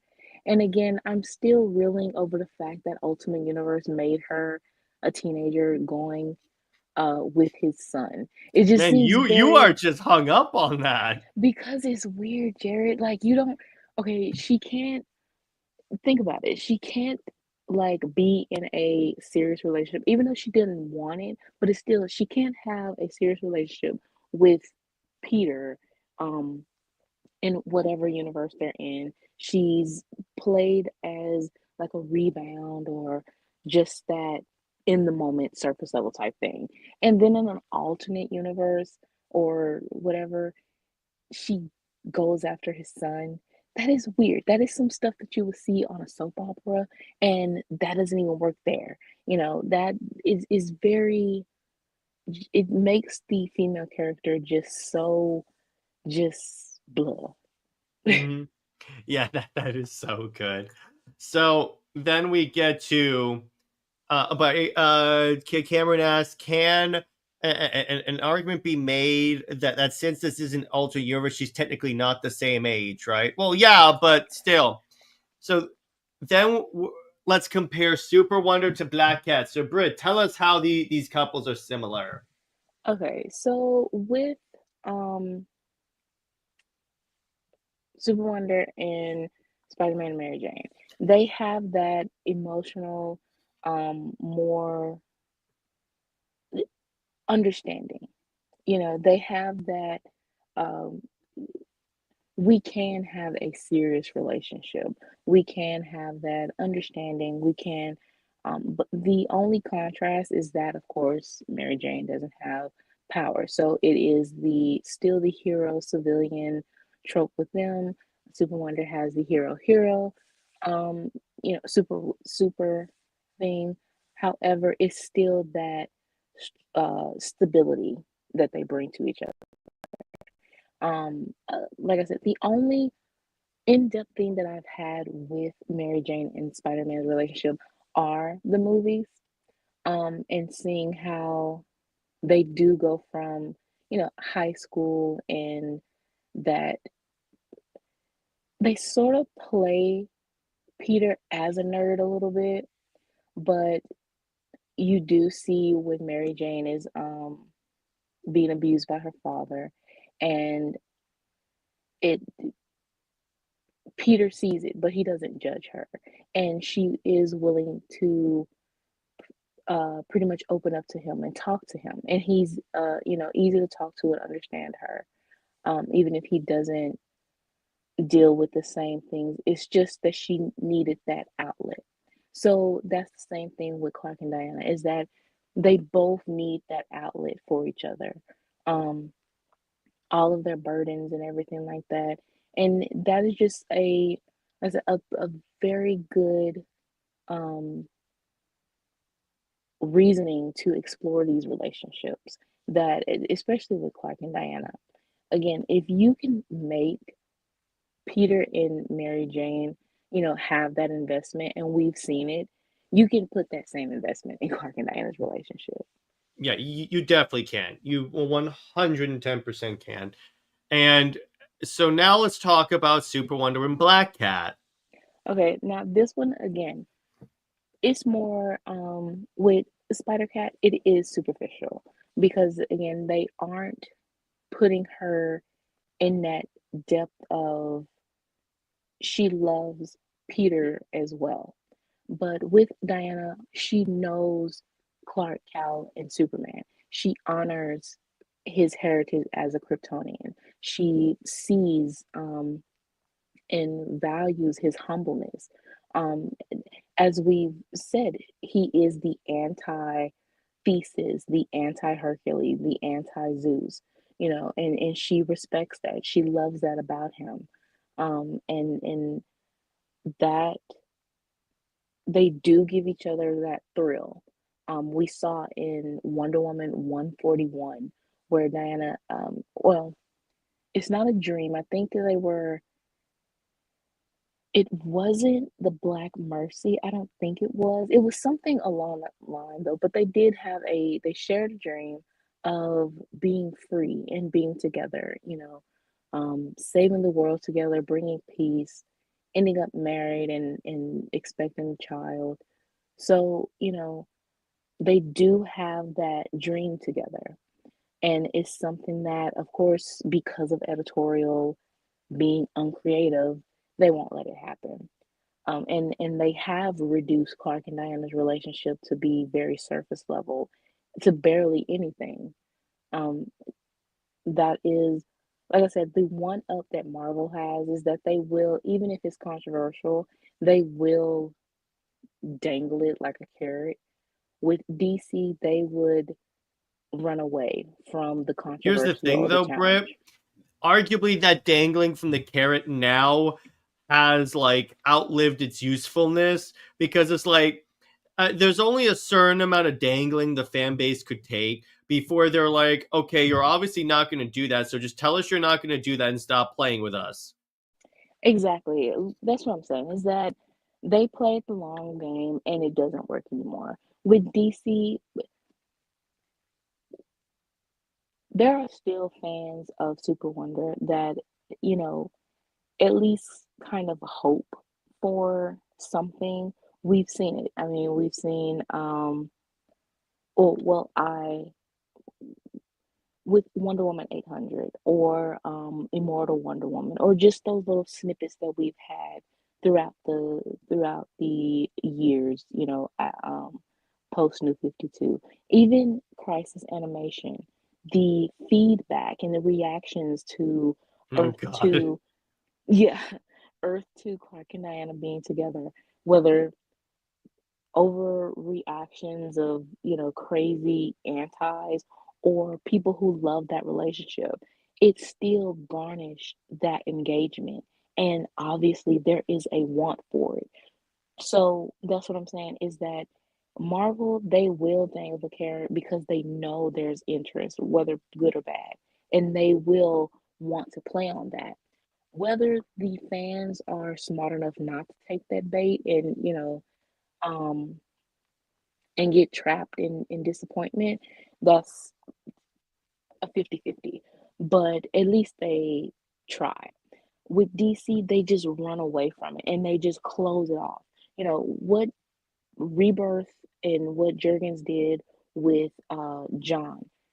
not only was he a playmate in the Dio's eyes for Damien and a um an answer to Miles Morales, but he was also to close the door on any other um love interest option for Clark. And it felt like, limiting that type of storytelling, that is exactly why they're in the situation they're in now. Because when you close off those options, you are closing off the fans. And the thing is, when New 52 came about, they did have a certain balance that you did, even if the older fans left, they were able to get newer fans that gave them a little balance. But Yeah, because whenever you make a change, you're gonna lose some fans. That's gonna happen. yeah, but with Rebirth, it was basically like, no, we don't want new fans. We want our old fans. And if you don't accept this old, status quo, then you're not wanted. And really, before anyone says, "Oh, if they just gave the universe an actual conclusion, we would have been fine." A, they didn't have enough time, and B, no, you wouldn't. Exactly. And again, with going with the what's happening in present day, if they were to have split it, first, DC did not have the time nor the money investment by WB to be able to have a split universe. Like that is no, they were not able to do that. Second, we see present day, if they were to have a new 52 and how invested the fans are for alternate universes, elseworlds, their main line would fall by the wayside like it is Which now. it is right now. If you look Yeah, at like the top 10, the only like main universe top 10 book that I remember seeing is Batman because of Hush. But everything else, it's like Batman was the first time that I remember seeing in months since the Absolute Universe started, as a matter of fact, the main DC books being in the top 10. And I'm like, that's kind of pathetic. But anyway, so Brit, which of these two is more like SuperWonder? okay. So, quite honestly, it's not even a 50-50. It's more like a 85-15. 85% it is Spider-Man and Mary Jane being more similar. Um, because you see that they have a depth to them. They have this, like I said, stability. They have this more mature relationship. But that 15% is that thrill. And that's something that's just that we are friendly flirting, or wanting this platonic relationship with feelings that we might dabble into a little bit. But from basically just everything, um, they are more similar to Mary Jane and Spider-Man. Exactly. So then we get to the editorial direction, or in this case, misdirection of Superman and Wonder Woman. Because here's the thing, DC does actually, it's kind of funny. You are right to a certain degree that Marvel is a little bit better in this sense with the pettiness. Because as far as I know, Marvel never really did the whole like immortal beloved, like we make you think they're gonna go one way, but they just pull the rug out from under you. They don't essentially Lucy the football like DC did. No, they don't. You see them as they, like I said, they want to get as much money as they can. Mm-hmm. And especially with having that, Disney does the same thing. They are money hungry Mm-hmm. and they will do anything they can to get that money. DC, on the other hand, they will fumble just the easiest thing. You look at the marketing with the Superman movie. They are only promoting crypto, which I would say is good, but just that it still feels very just just basically. It's a little concerning when Superman himself is not really part of the marketing for Superman. Right. Or is the fact that just the easiest of things, the easiest of concepts, um, you refuse to market it. Superman and Wonder Woman, yeah, surface level, they are the strongest man, strongest woman. They are the most influential. They are the most powerful, well known, whatever, this and that. But yet we've seen it where they are marketed together. Actually, there's a makeup line and they have Superman and Wonder Woman. The thing Mm. is, the Superman version of the makeup is pink. So you would think that it's Supergirl, but no, it is Superman. So you have a Superman and Wonder Woman makeup line. And Clothing line, phone case line, like, yeah, and hello. right. And the Wonder Woman Instagram actually posted it. And it's like, if you have that type of easy marketing and you have that, that people are going to buy Superman and Wonder Woman as a pairing. Um, uh, Paul, John Paul Gaultier, he had the perfume, his and her perfume. You have the tagline, I am his Wonder Woman. He is my Superman. She is my Wonder Woman. Whatever, however you want to say it. That tagline has been for decades. Superman and Wonder Woman has been marketed together as, in merchandising since the 70s, with whether it's Valentine's cards. It was even a vintage bedspread before. It wasn't romantic, but it was just them together. You've had t-shirts, phone cases, like you said. You've had They even have handbags. skins that I can put on my Xbox. I may need to Yes, get that. right. You have so many marketing abilities, advertisements, um, the Instagram. I mean, for a pairing that, first of all, is just one ship pair. It's not like I'm posting multiple ships or anything like that, but just one ship. And it has garnered almost 70,000 followers. And all you do, and to see the pairings, well, the couples that tag each other, that sends their cosplay or send their engagement photos, their proposals, their um expecting or wedding photos, you know, the many Super Wonder wedding themes, you know, that is something that you can capitalize on. That you can't capitalize on a Chloe's wedding. Well, the woman is just going to have what, just a regular wedding dress, and she just like any random woman. But with Diana, you can have this aesthetic of the lasso of this Grecian goddess princess, you know, and you stand out as individuals and also being this powerful power couple. And the thing is, when people say power couple, for some reason there's a double standard with Clark and Diana, because they only think of it as physical power.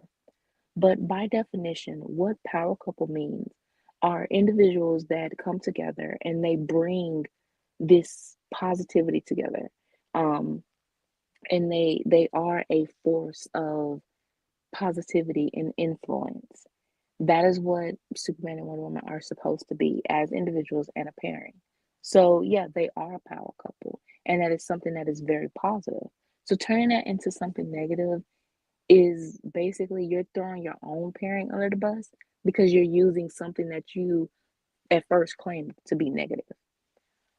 But yeah, with editorial is really leaving a lot of money and investment on the table because you're so threatened that Super Wonder is going to overshadow, yes, which it is, the status quo. I mean, Super Wonder started in Elseworlds, and honestly, again, every Elseworld story that is known, SuperWonder has been in it, and it does overshadow Clark and Lois. You During Rebirth, when Hunter was teased to be their son. There was such fan engagement, whether it is, oh my God, from the Super Wonder fans, or oh my God, as a dreading from antis. It was that sort of engagement. And then finding out Hunter's supposed true origin, he was dropped. Nobody liked it. Nobody talked about him.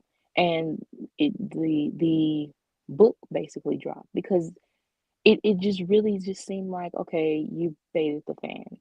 So yeah, it's with Editorial of DC, they cowardly. If you're going to bring up an idea, keep it going. Exactly. Because whether you have that, um again, whether it's positive or negative or in between, it's still that engagement that you want to keep going. Exactly. So speaking of negative engagement, then you get to essentially Rebirth. And here's the thing: I can vividly remember this. So Brit, I was I remember exactly where I was when Superman Reborn retconned the relationship out. I was literally sitting I was literally getting out of the movie Alien Covenant, a really crappy movie. So I checked Twitter. Then I see this. Then I see the reasoning. Because of course Dan Jurgens couldn't help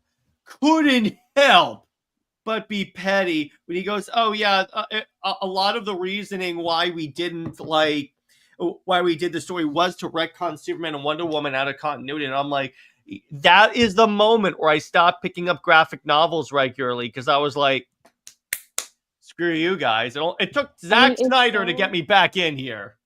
honestly, it was so lame of him to basically that is the one thing that stood out so much, that was your driving force for why you wanted to retcon so much out, because of a relationship that all you Just say, hey, there was some stuff that we needed to like clean up with the timeline concerning like the new to impose crisis, so we just did that. Don't even mention that.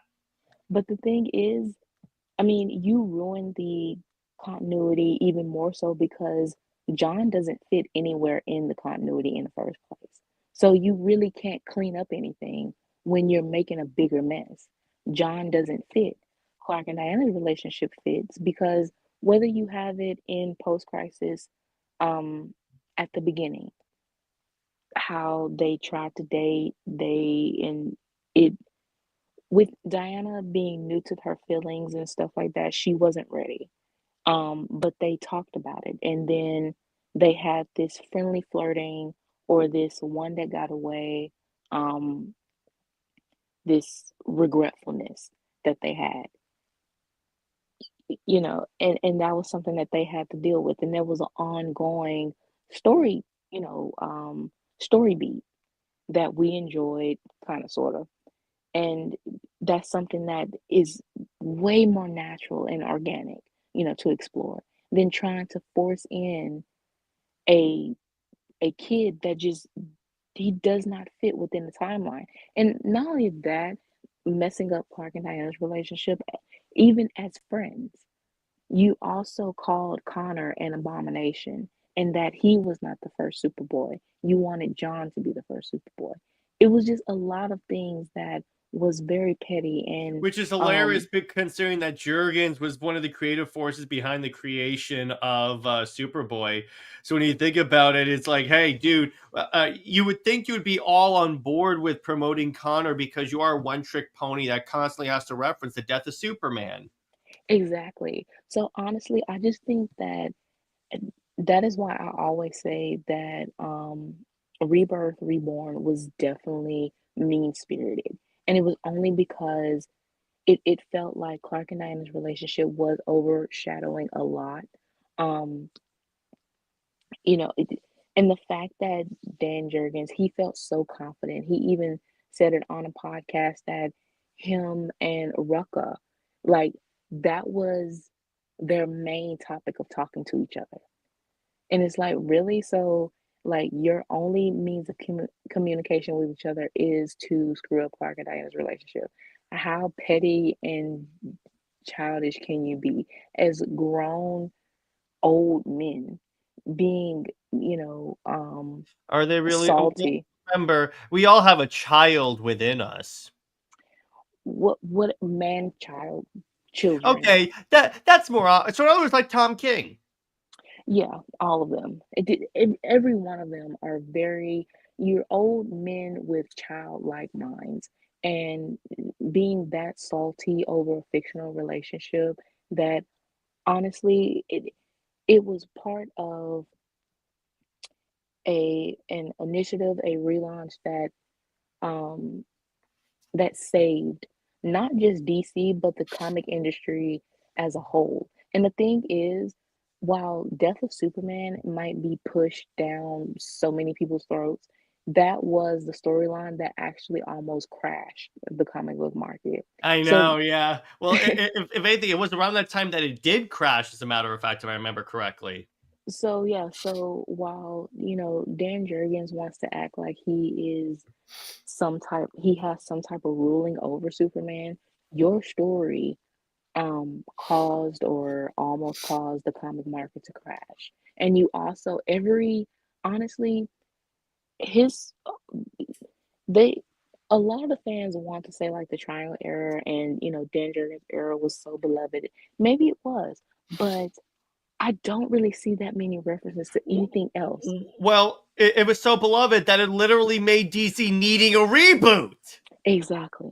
What you're talking about, Exactly. it's so beloved. It's because of that, of the way it went on. And here's the thing: I've read quite a few stories from that time period. It's not. Here's the thing: it's not even that good. Because here's the problem: there's too many damn characters to keep track of. They're like, okay, it's Scorn, Bibbo, everyone at the Daily Planet, and I'm like, did But what? it's just What? so dated. It's also just so dated. You It know, doesn't hold up. And the reason why people keep it around is because they can feel like they're younger. It's a bunch of old people sticking around that want to be their younger selves, and they feel young when they read the book. That's what it is. right. So you also have people again like saying SuperWonder is blank blank coded, whether they're sibling coded or they're forced or Or to something like quote that. Dan Jurgens, it's fanboy porn. Yeah, to say something like that, I mean, honestly, You wonder even why I don't buy your work. to say that Tony Daniel and um, Earth One Wonder Woman artist, uh, Uh, it was, it Yannick, was, yeah, yeah. um, they said that Clark and Diana being like, I guess there was some unused pages for Superman and Wonder Woman, and for Tony, he said Editorial felt it was too sexy and too risque, and Yannick Oh, said the the same one of thing. them in bed and stuff. Yeah, and another one, they were in the shower, and it's kind of like, Ah, okay.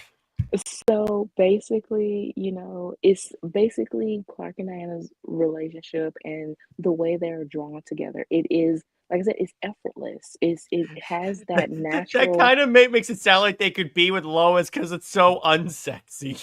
exactly. I'm like, do you not know Are what you you really mean? thinking about what you're saying, brother? Exactly. That's what I'm saying is that, so you're basically saying that Clark and Diana's relationship is too sexy to be drawn or to be First published. off, they're right, but I'm like, it is really funny. It's like when you think about it, I'm like, I don't think you really mean you mean this, but it's really funny. So so over here, it's like, so again, back to this. It's like, so again, the reasoning why they undid like the marriage is because they felt that like Peter Parker and Mary Jane being together dated the character and made him boring. Which, here's the difference: this isn't like Lois, as we said before. Exactly. That's the difference is with Lois they have a point. With this, because you can do so much more stuff with this. Plus the fact, again, this is the advantage that Marvel has. Marvel is the more grounded universe where there's not that many gods. And here's the thing: you can make this. very, because comparatively, Spider-Man isn't that powerful compared to Superman and Wonder Woman. We'll be clear on that. He's not a god. He is 100% not a god. And if you don't know what to do with the character, then maybe you should actually hire writers that know what they're doing. It's that simple. Well, it is simple to us because as fans, it's not that we want we're just solely basing things on our head canons or whatever, or what we think is right, and it might not be right. It's just that we look at this as a love for the character and as individuals and actually studying the character. Then sometimes these writers, they aren't studying the character as whether their first creation or the dynamic that has been built previously. What they're looking at is how can they put their stamp on these characters and make them into a comforting version for themselves. That's basically it. So it's simple to, you know, not make these characters so aggravating, to read, but it is complex when you have writers who want the characters to be on their level. Exactly. Exactly. So then it's so in the aftermath. So again, this is where you get like this is the interesting thing is like there has been like they have put Peter and MJ back together, and here's the funny part, Brit. Literally in the run, stop me if this sounds familiar. So the Nick Spencer run, it literally ends. Actually, in the first arc, Peter and MJ get back together and they remain together through the entire run. And then at near the end, they hint that Peter is going to propose to marry Jane again. So the run ends. Literally the next issue, they are broken up. It's all, and it brought in a new writer, and the editorial was pretty much telling him, okay, break them up. Doesn't that sound familiar, Britt? Yes. Exactly. Yes. Exactly. So I remember reading this and getting a sense of whiplash. I was like, what? What? Did I miss something? No, I'm like, what? The whole thing is the whole mystery was what did Peter do? Because now the Avengers hate him. Aunt May hates him. MJ won't even talk to them. And then it was like they didn't have good answers to any of these questions. And I'm like, what are you doing? And the answer to that question is nothing. The answer is nothing. That's what this is. And that is why I have zero tolerance for Marvel. And again, this is why I've always been more of a DC fan, Brit, because say what you want about DC editorial, they are nowhere near as incompetent and petty as Marvel. Well, no, they aren't as petty. Definitely not. Let me put it this way, Britt. Someone at DC editorial was smart enough to say, let's not do the rape of Wonder Woman. If it was Marvel Well, editorial, they would say, we're going to have 80 tie-ins and some variant covers. We're going to really market the crap out of the rape of Wonder Woman. okay, you're right. No, yeah. Yeah. Yeah, exactly.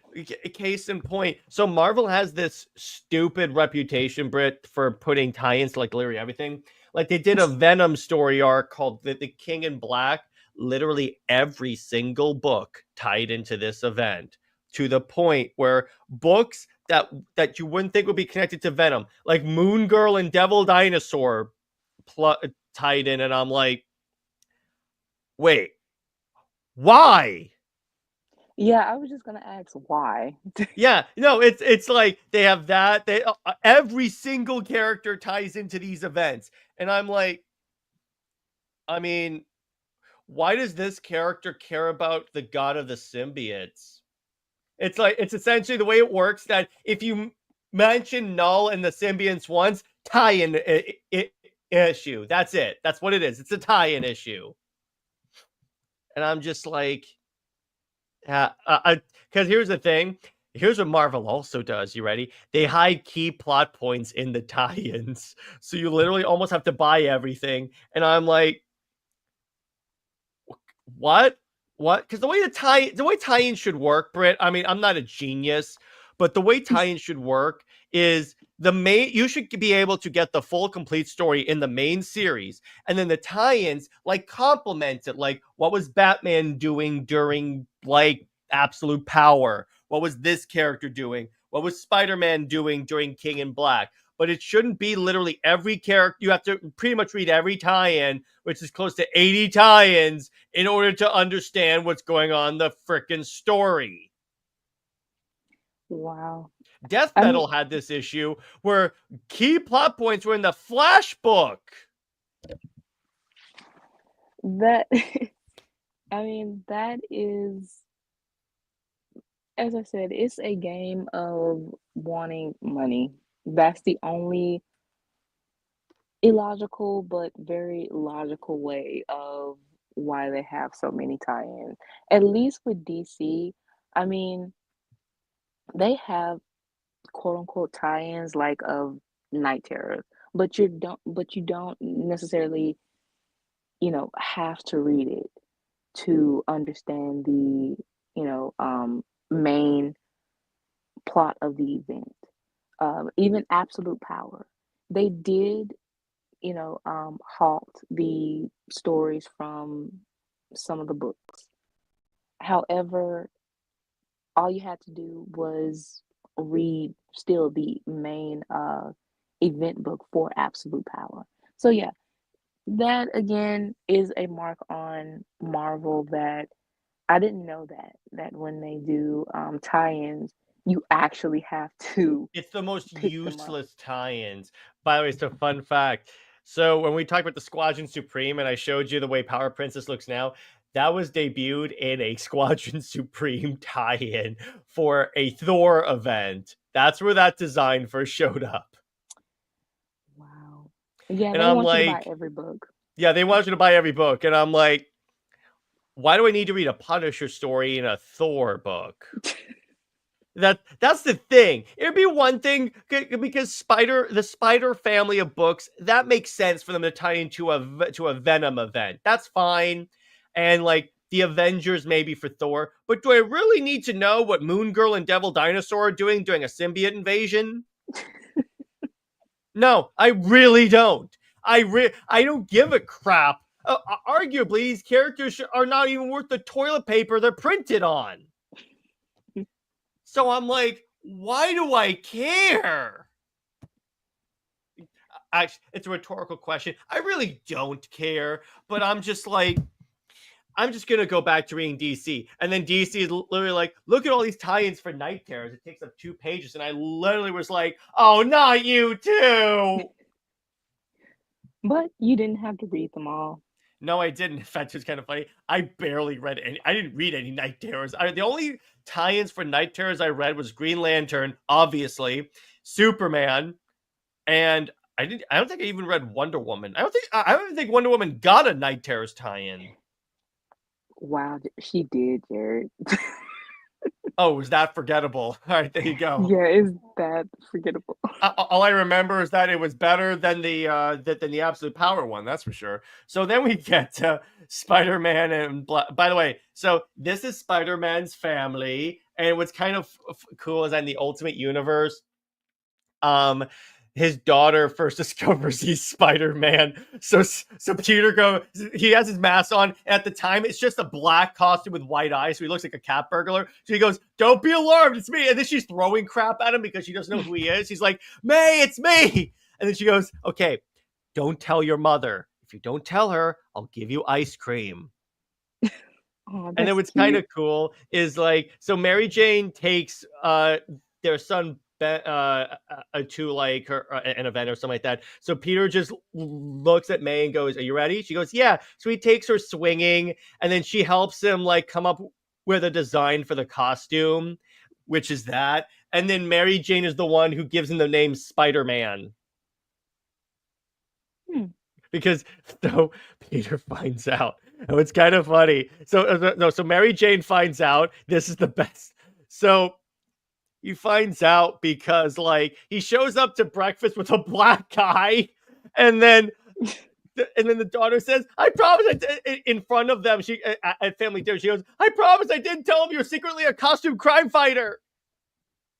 And then and then the whole place like dead silence. It's kind of funny. So MJ goes, "Peter, would you come meet me in the bedroom?" So Peter enters there, and he's like, "So on a scale of 1 to 10, how in trouble am I?" And she goes, "You're not in trouble. I find the whole thing very, very interesting, very like brave and stuff." And what they're currently doing, because they were being so Peter ruffles some feathers of some very powerful people, so his family has to go on the run. That's why they're in a trailer park right now. Oh, okay, I get it. That's why it's really cool. And Brit, honestly, you okay? I'm gonna say this: since we're writing Odyssey, you probably should read Ultimate Spider-Man. Oh, so it's that.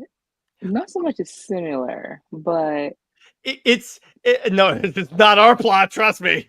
But it's the family dynamic. I think you would really enjoy. oh, okay, yeah, Yeah, so that's why I would. Plus, again, you can see what a good. All right, so in Ultimate Spider-Man, what they established that so what Mary Jane does, she owns her own marketing firm, because what happened was they kind of updated her past a little bit for the modern times, but this is the way they modernized it.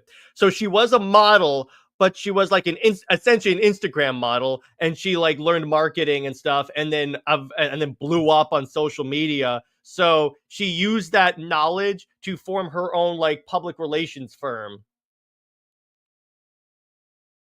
wow, that is. I mean, if you want to update a character for modern day and use her, as you said, she was a supermodel and using the modern day social media and the social influencers, that is pretty good. I mean, that is something that we talk about with Superman. And if you wanted to upgrade, modernize Lois as being a reporter, they the Daily Planet feels like it's still stuck in the 80s and 90s. Even with the new movie, it still feels like very 90s, early 2000s setup. You know, if you have the movie is set in 2025.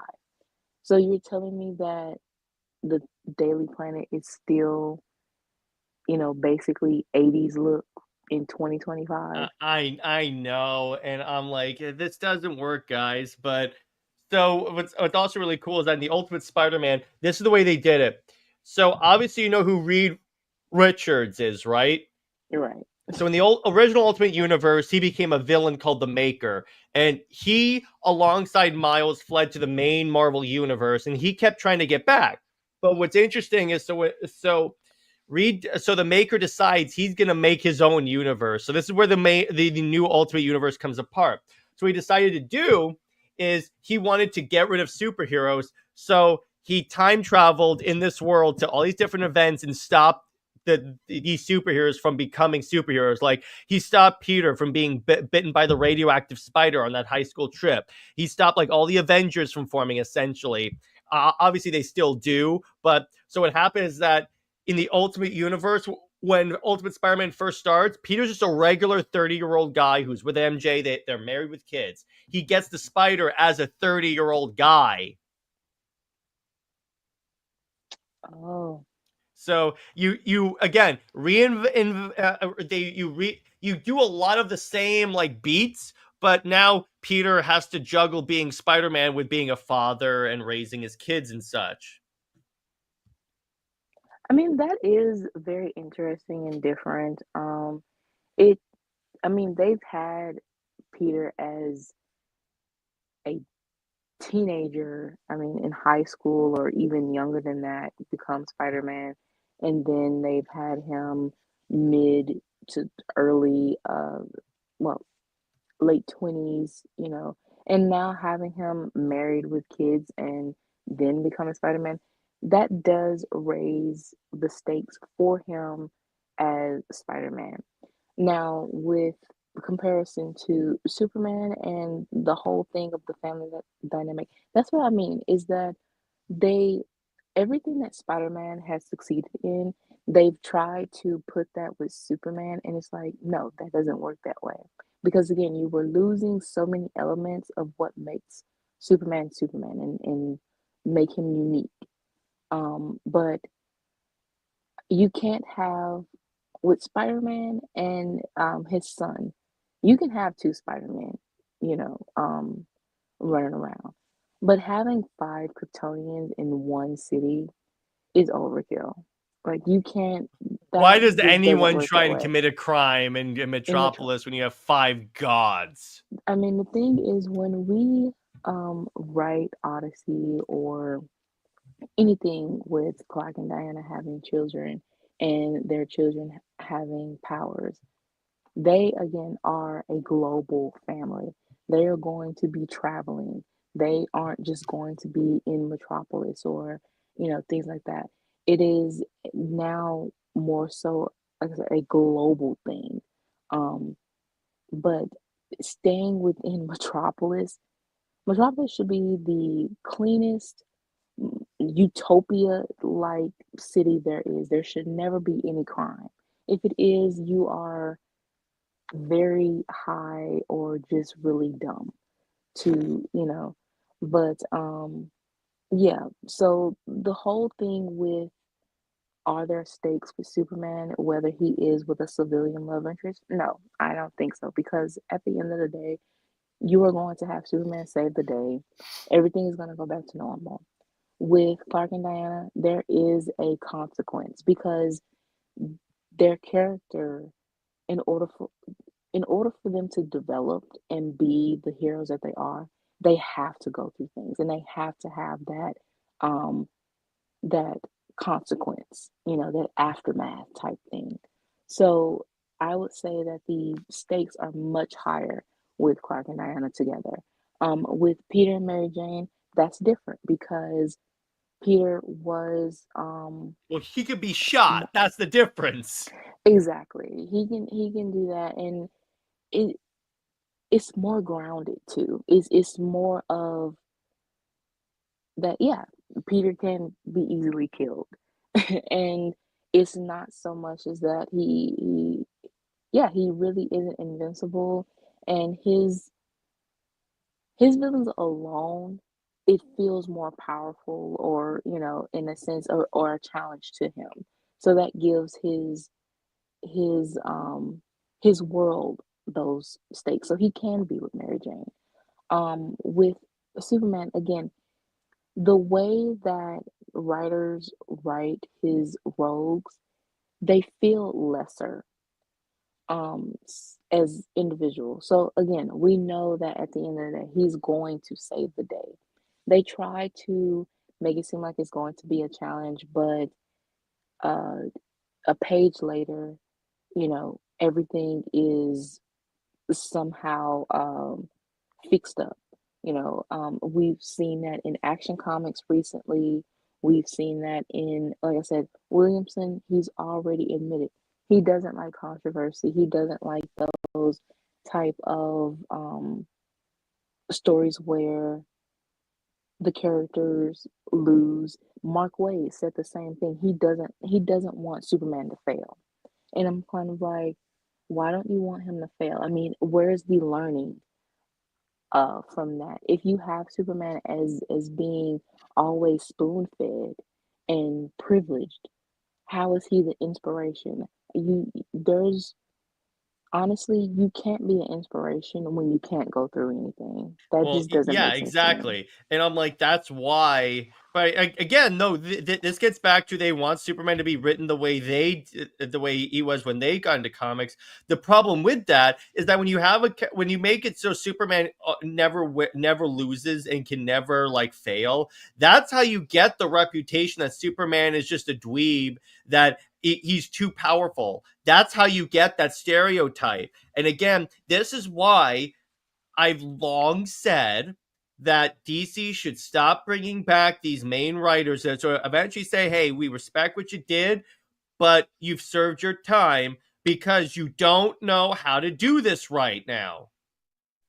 Yeah, I mean, with Mark Waid, he is a Silver Age fanboy, which is funny because I think that the Silver Age is where you get the more wacky, um, Where Superman is dragging solar system on a chain. yeah, things like that, and it you do kind of feel the consequences of certain things, but it's very wacky, like I said.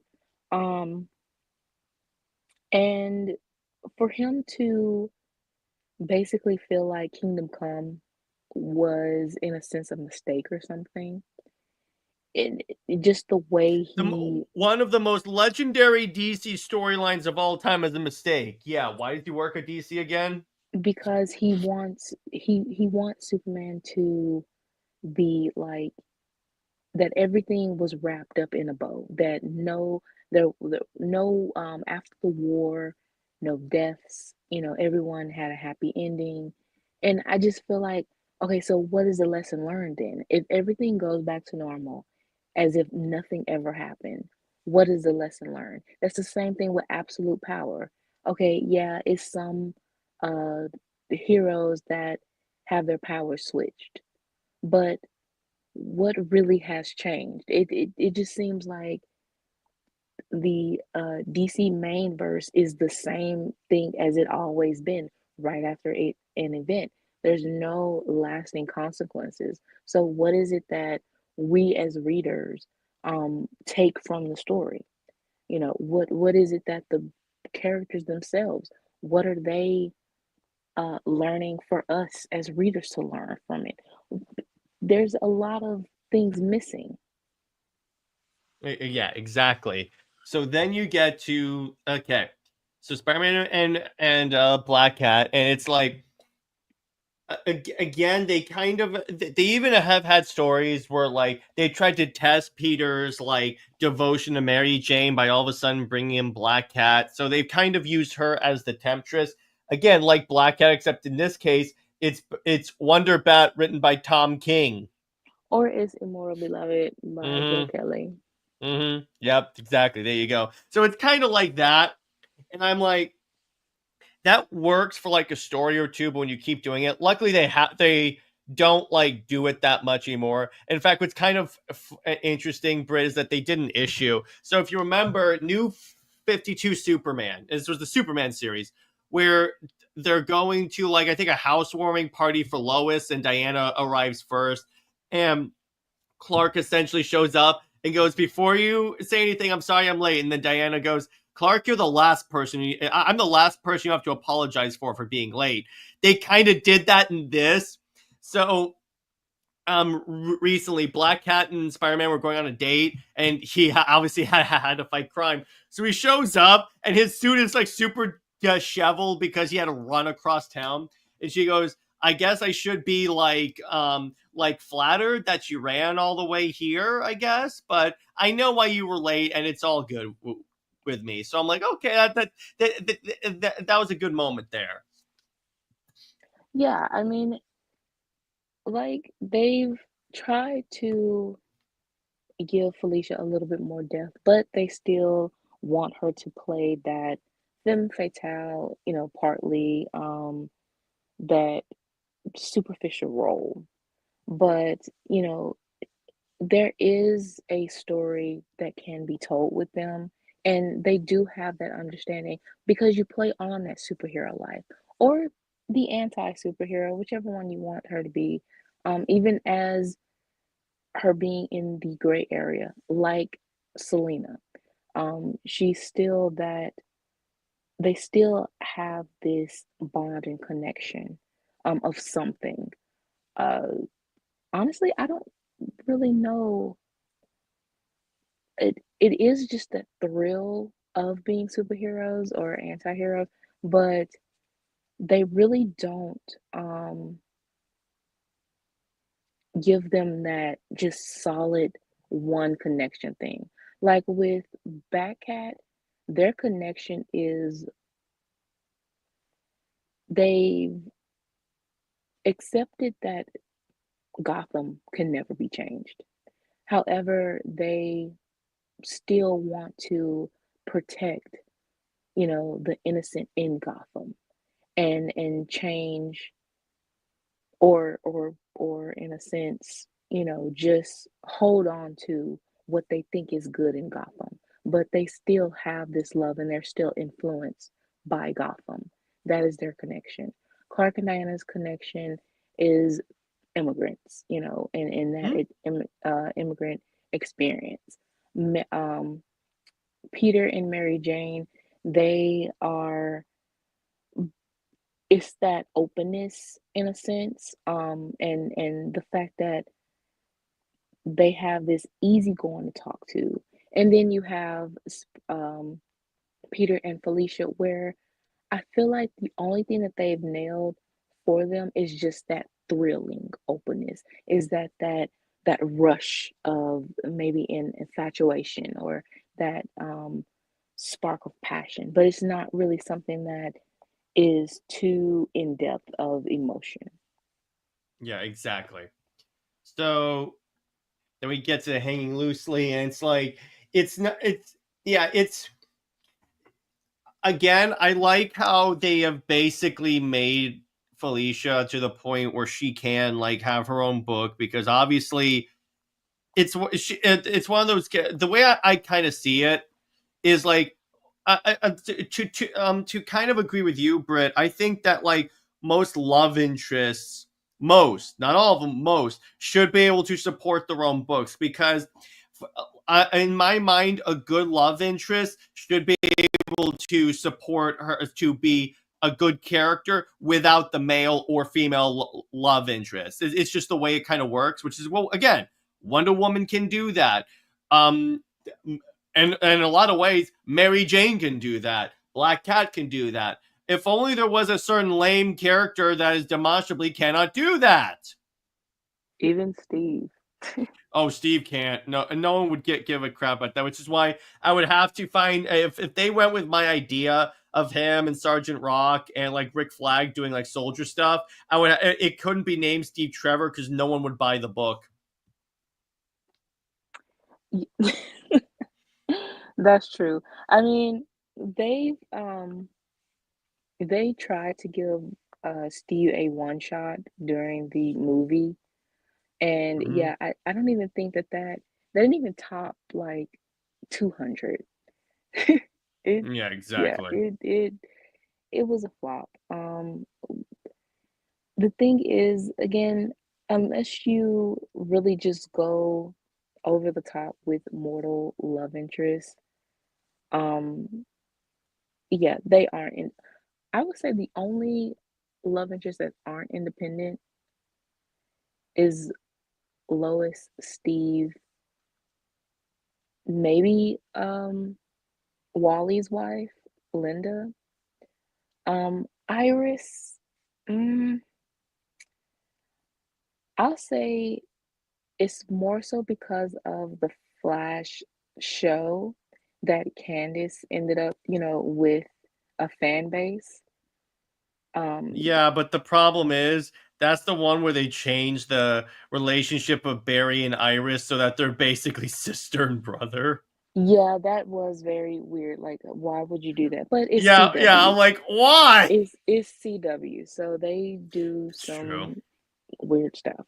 But yeah, you would have to go way over the top, but at the same time, their over the top is using other characters as stepping stones. Exactly. And then, by the way, Luffy says the problem with NPC love interests is that they make for weak romances. Romances are only compelling when both characters are compelling in their own right. Yeah, that's true.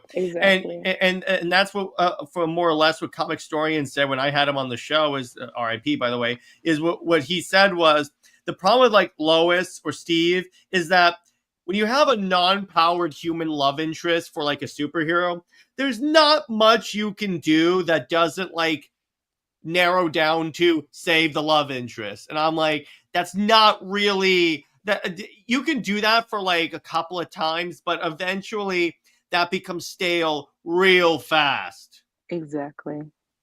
But anyway, so then as you guys know, whenever Brit and I do a couples comparison, we always do a crossover story that may or may not become a fiction later. And this is no different. So, Britt, tell us about this Spider-Man fans crossover story. Okay, so with all of that said, of everything that we've talked about with these three couples, obviously there is the fact that Peter is in the way Editorial has his character, he doesn't know which way to go. So he's stuck between his love for Mary Jane and this thrilling infatuation with Felicia. And then you have Clark and Diana, who has gone through so much together, and they, have this established understanding with each other. Whether they, again, are um, friends with that slow burn and they might dabble into their feelings, their deeper feelings, or they are older, like Kingdom Come or Crisis Animation, where they've gone through a lot and lost people, and they've learned and grew together. So this is what this crossover is that an older Clark and Diana who's very much in love has to give a little life lesson to this younger Peter who is basically at a crossroads. And this idea pretty much came from, like I said, the information that we've gone over, but also just the fact of a little dig for the animation, that the fact that older Superman with uh older Cal with Wonder Woman is called Superman, and then the Prime Earth One Superman is I will called never get Superboy. over that. I will never. And It's like they're saying he doesn't become a Superman until he dates Wonder Woman. I I'm like, mean that's the true. fact that also the fact that Krieg says that he's basically in his year three as Superman too. So it's kind of like, oh, so he's very, very young and he hasn't been truly established as a Superman. Um, Even the Justice League was not truly established. So honestly, that's a side note that we can definitely tell that Tomorrowverse ended prematurely, very early, and Crisis just it didn't make sense because you didn't have a world actually established. But going back to this, again, you have where in Crisis, Prime Superboy asks um, Earth 2 Cal about his relationship with Lois, and he says that she died of old age. I would like them to have a better um, explanation as to why he's with Diana because, as we saw in the JSA movie, Diana was his inspiration to put on the suit and to, he says, instead of being on the sidelines, I'm needed. And she, like I said, she is his moral compass and his inspiration. So that should have been a better explanation than we've just lost people and that no that they aren't compensating that loss. Is basically just you know they just have that understanding of the burdens that they have, as in Immortal Wonder Woman too. Of obviously we are going to write an older Superman and Wonder Woman, Hmm. and rewriting Tomorrowverse as well. So yeah, that went into play with this little crossover too. Yeah. But um also with Cal, he's Cal and Diana, they are when they meet Peter. Of course, we have it where there's a time rift or and the multiverse is going haywire. So Peter ends up in Metropolis of Earth 2. He meets Clark and Diana, and they basically take this young superhero under their wing to to teach him, as the time that he has until they are able to help him get back home. And he opens up about his relationship, about who he is, and Cal, he basically lets him know that I've dealt with the same thing, that I have been in love with um, two different women at the same time, especially with the post crisis version. That when he had feelings for Diana, he had to go to therapy, got mad Mm-hmm. at his therapist because she brought it up. Um, and that is something, honestly, DC should play with. That Clark and Diana's relationship is so drama filled, and it's just going that those complicated relationship feelings, you can't just turn off like a light switch. It's something that you have um to basically take head on, but it's something that's not really easy. That is a emotional and a very, it's also a spiritual battle, and a mental battle as well. So that's something that Peter learns from Cal. And also with Diana, she teaches him about how love is complicated, but it's something that you will have to go through life. That's just life. You will have different relationships on different levels. You will love people differently. You will choose, um, your heart will choose, who you want to be with. And at times, your heart, maybe it gets split up to where it can't choose, but that's just something that, again, that's a life battle that everyone has to go through. And during the end, you also have Mary Jane and Felicia meet with each other. And that was I think they had a Mary Jane and Black Cat Yes, they did. book. So that was also inspiration for that, is that they confront their feelings for um, Peter in a mature way, much better than DC using Diana as a mouthpiece to say that, oh, Clark and Lois's relationship is true, or I love Cal, but Lois loves Clark, the true person. You know, no, this will be done in a very mature way to say that we both basically contribute to Peter's life, and we are both important, but there's different levels, different situations, and we can have that mutual respect for each other. And then you have where that will honestly be a good crossover with Doctor Strange and Zatanna and Mm-hmm. Constantine. Those different things. When they have the Marvel versus DC thing that's coming up, Mm-hmm. I mean, come on. I really do want to see Zatanna and Doctor Strange. Like that would That'd be, be fun. yeah, that would be very fun. Did you know what the amalgam was when they merged Doctor Strange and Doctor Fate? No, It was named Doctor Strange Fate. that is so It gets worse. They merged Doctor Doom and Doctor and Doomsday, and then he was called Doctor Doomsday. oh, that's so corny. They merged Thor and Orion and called him Thorion. You are lying. No, I have the omnibus.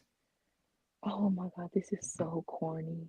This is so. Compare that, and you had like Batman and Wolverine. They called it Dark Claw. So they had like a very creative thing. But then they were like, okay, Doctor Strange Fate, and I'm like, hmm. I, I did not need to know that, Jared. It's Oh, some stuff. It's just some stuff that you don't need to tell me. Storm and Wonder Woman merged, and it was called Amazon. And then, but Diana was still her own self. In other words, it's kind of like when you had Artemis being Wonder Woman and Diana being Diana, and then Diana was in a relationship with Steve Castle, who would become the Punisher. Punisher. Yeah, that was And very by the lame. way, Steve is the Punisher, who's actually a good character. Isn't that kind of funny? I mean, he's a brute, so yeah. I mean, that's the only way you can make him half interesting. Not so That much was as a decent character because, having this brute that's the total opposite of who Diana is you're basically trying to put her with Hercules, um that would be an interesting idea for an episode where we amalgam Superman and Wonder Woman with like some of the other characters that we've done couple comparisons with, and then make a story on that. all right. So next, We amalgam it. So by the way, Cameron says, thing is, I love about the old Ultimate Universe is that in one comics, all of Peter's exes and current girlfriend were friends. Peter to get a haircut. You don't see that with Lois and Diana. Well, yeah, because when you put Lois in the same room with Diana, it's immediately obvious that Lois is not as cool as Diana. yeah, they have it very awkward that Lois is obviously jealous of Diana, and then it's Diana who has to break the ice and make her feel um have a sense of confidence or something, or where we've um Christopher Priest in Superman Lost, the fact that he doesn't like Wonder Woman, so he does use Lois as a mouthpiece, and he has her say, "I don't like you," to Diana, and so Diana is basically saying, "Oh, Lois, me and Clark, we're just friends. We never done, anything."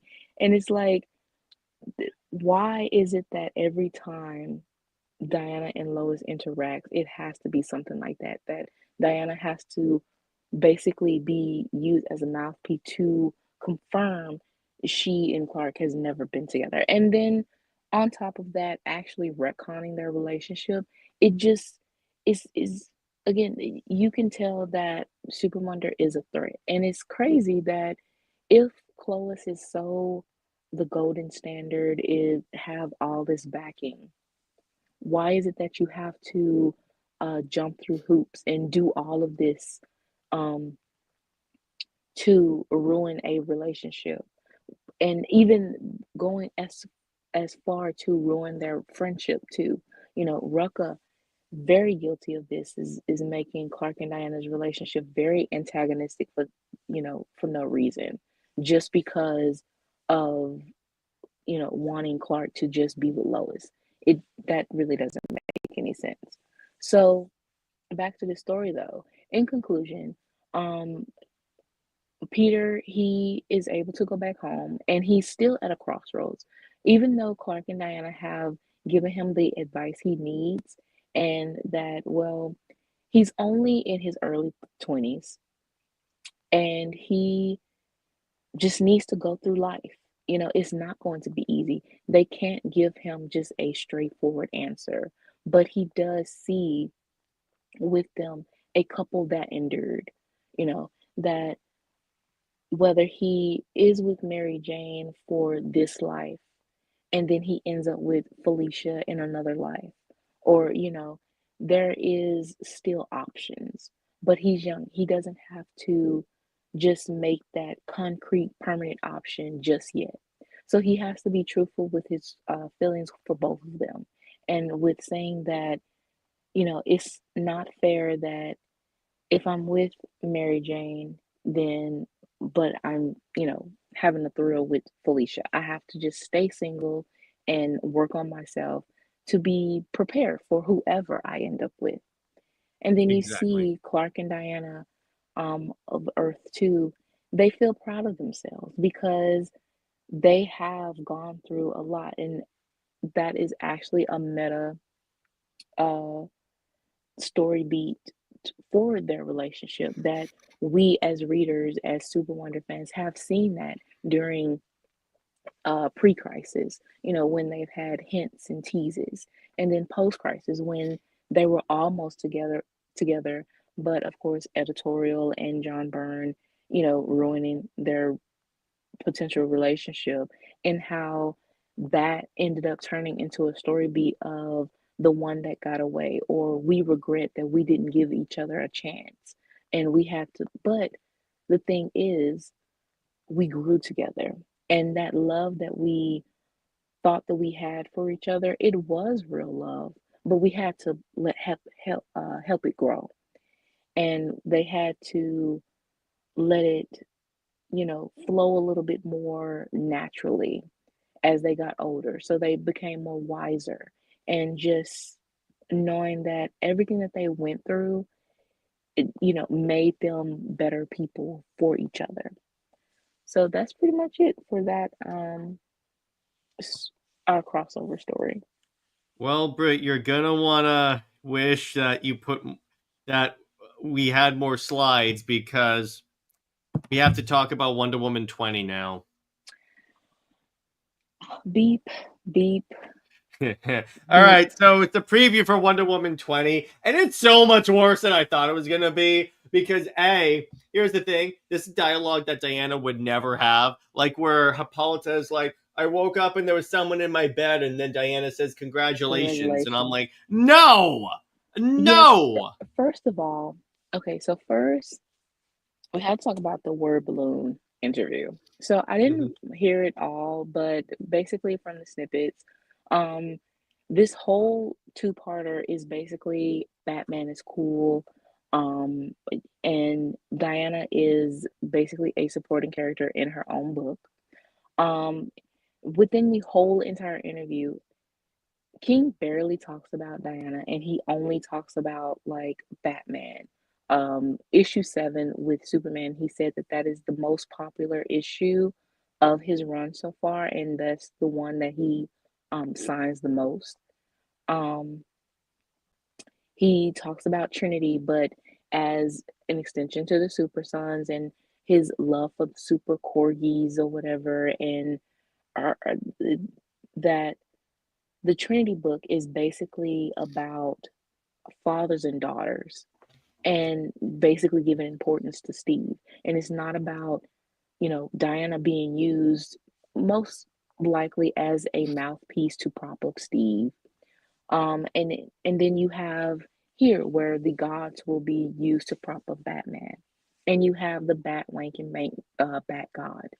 So yeah, within the preview pages, you have Diana. Um, she's lifting a weight, which honestly, I've never seen Diana do that. So it's kind of like we've seen it in fan arts, but to actually have that where she's lifting a weight like she's some like muscle head or something, I don't know. That just doesn't sit well with me. And then having Why wouldn't she Hippolyta, be like lifting a train? it- not even Also, a why is she lifting weight? She has super strength. yeah, yeah, and like she's sweating too, so it's kind of weird. Um, I mean, we don't see Trinity anywhere. Um, and I mean, what Diana will do in that type of situation, she would just be more, I don't know, it would just be something more than her lifting a weight. It just seemed like you want her to be some type Maybe of she because here's the thing. It's to say what you want about Williamson, but when he did the Batman Superman book with the Batman Who Laughs and Donna was turned into basically the Donna Who Laughs, Diana was venting her frustration just battling monsters. That's what I could see Diana doing for a workout. yeah, something like that, or polishing armor or something, Mm-hmm. weaponry. But lifting a weight, I don't see that. That is not Diana. Also, yeah, the dialogue very stiff already and just totally out of character. Diana will never be sarcastic to Hippolyta in that way, and Hippolyta would not call her the perfect princess judging. Like that is just she wouldn't say that. And also the talking to her through a goat. Yeah, I was like, of all the animals you could pick, why a goat? I Oh, mean, I know, because this run is the spawn of the devil. Honestly, the goat looks like that for sure. Um, Oh, I know. That's Trinity. I'm just saying. yeah. Also, Um, for that image, that's pretty much a cover. Why is Wonder Woman like practically not in there, but Batman is like front and center? By the way, another because thing. Isn't that the dagger that's used on Diana in the future, apparently, by Sovereign's daughter? yes, and Hippolyta says that that she had that on her nightstand, like for protection. But she also says that Diana used to play with it when she was younger. Why would you let even if Diana is training, but if to say that Diana used to play with it younger, that means she was probably like a little taller or something. Why would you have a dagger on your nightstand just out like that for Diana to just get a hold of as a toddler playing with it? Yeah, it's like if you own a gun, you have to put it in a gun safe. What are you Hippolyta, doing here? the thing is, Hippolyta will never leave a dagger or anything. She is such a helicopter mom and so protective of Diana. She would not want But her to again, even Brit, hold a dagger. that requires Tom King to know these characters, and he obviously doesn't. It's so true. It's just so off. And then, even if you are to say that Hippolyta and Ares did not sleep together, it's still the fact that you have him in her bed, and it's kind of like still implying that. I mean, if you want to go with post-crisis continuity with John Byrne, Wonder Woman run, it is said that Ares is her father. So you have Well, then again, let's not forget Tom King is not exactly known for being normal. exactly, and then you have where apparently Hippolyta, she went partying on Mount Olympus and got drunk. So she doesn't remember anything that happened. And honestly, this definitely feels like, or no. Tom King plagiarized so much. This is a plot of a Lifetime movie. Yeah, exactly. There you go. That's really what how much you want to bet it's really the Lifetime movies things. And No, again, it it's actually like, is. I'm saying this is oh, it is. this is a plot of a Lifetime movie. This a girl, she went out partying and she ends up in the bed of some guy, and she wakes up and he is dead with a knife in his stomach or whatever. Can we please do an episode or like a segment of an episode where we just name all of the different times Tom King has ripped off other people? Yeah. So I I mean, get that request so much. I'm going to have to find the movie and show you. I'll show you the trailer or the name of the movie. But yes, it is a plot point of the movie where this woman, she ends up in bed with a guy and he is dead. um Well, remember, this is the man that legit ripped off a Wonder. Yeah, I know the art is good. It's just then you read the words, and that's the problem with a lot of Tom King stuff. The art is always good, and then you read the crap words. yeah. The thing is with March, he was so, I don't know, the fact that he said that he didn't like the silliness of the Superman and Wonder Woman um issue 7. And it's kind of like, well, Diana isn't a dark, mysterious type character. So the silliness or the lightheartedness that she and Cal, have, that is the character. So it is going to be all bright and fun and stuff like that. Even if King faltered, it's still that tone that remains the same for Diana. So this, Also, remember, there's supposed to be a line in this where Zeus says, "There's gods, then there's men, and then there's Batman."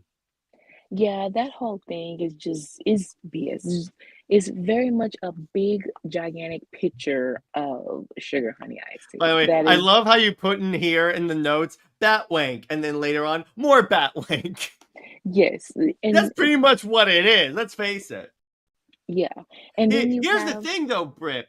if you notice, speaking of Wonder Woman 7, that wasn't all worshiping Superman. It wasn't. Well, it was worshiping Batman because they was looking for a gift for Batman. That's true. I forgot about that. God damn it. Yeah, it was. It was still a Batman That's the centered, thing. you So know. many Tom King fans are like, "What's wrong with a little team up?" I'm like, "It's one team up is fine, but when the entire run Diana has been a side character in her own book, that's when it becomes a problem." Exactly. And the fact that you have Aphrodite Lusting kissing, over Batman, yes, and her design. The fact that her design is very generic in the sense of her being a blonde and blue eyes is kind of like, no.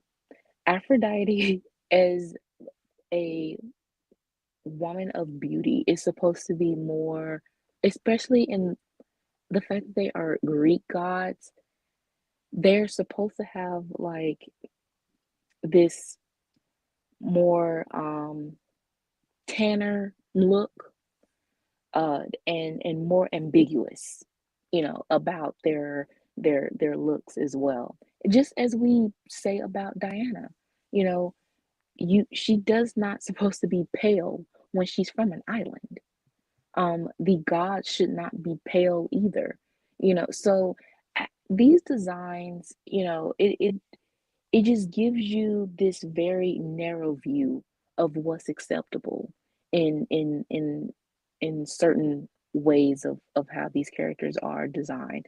In Historia, um, Aphrodite is a black woman, and she's very heavy set or voluptuous, but that is a way of natural beauty. So you would think that if Tom King, if he says that his Trinity is inspired by his daughter and whoever else is inspired by his wife, you would think that if he has a sister, if we, he has an aunt, we if all he know has Diana is inspired by his wife. After all, Diana gets punched in the face by his kid. that, and she's obviously obsessed over a military guy. So, Which you weren't even in the military, Tom King. You were a government employee. Let's not forget about that. yeah, well, technically, I mean, Steve was that too. So, yeah, he's very much a No, no, no. self-insertion. What I mean is that Tom King was not in the U.S. military. Oh, yeah.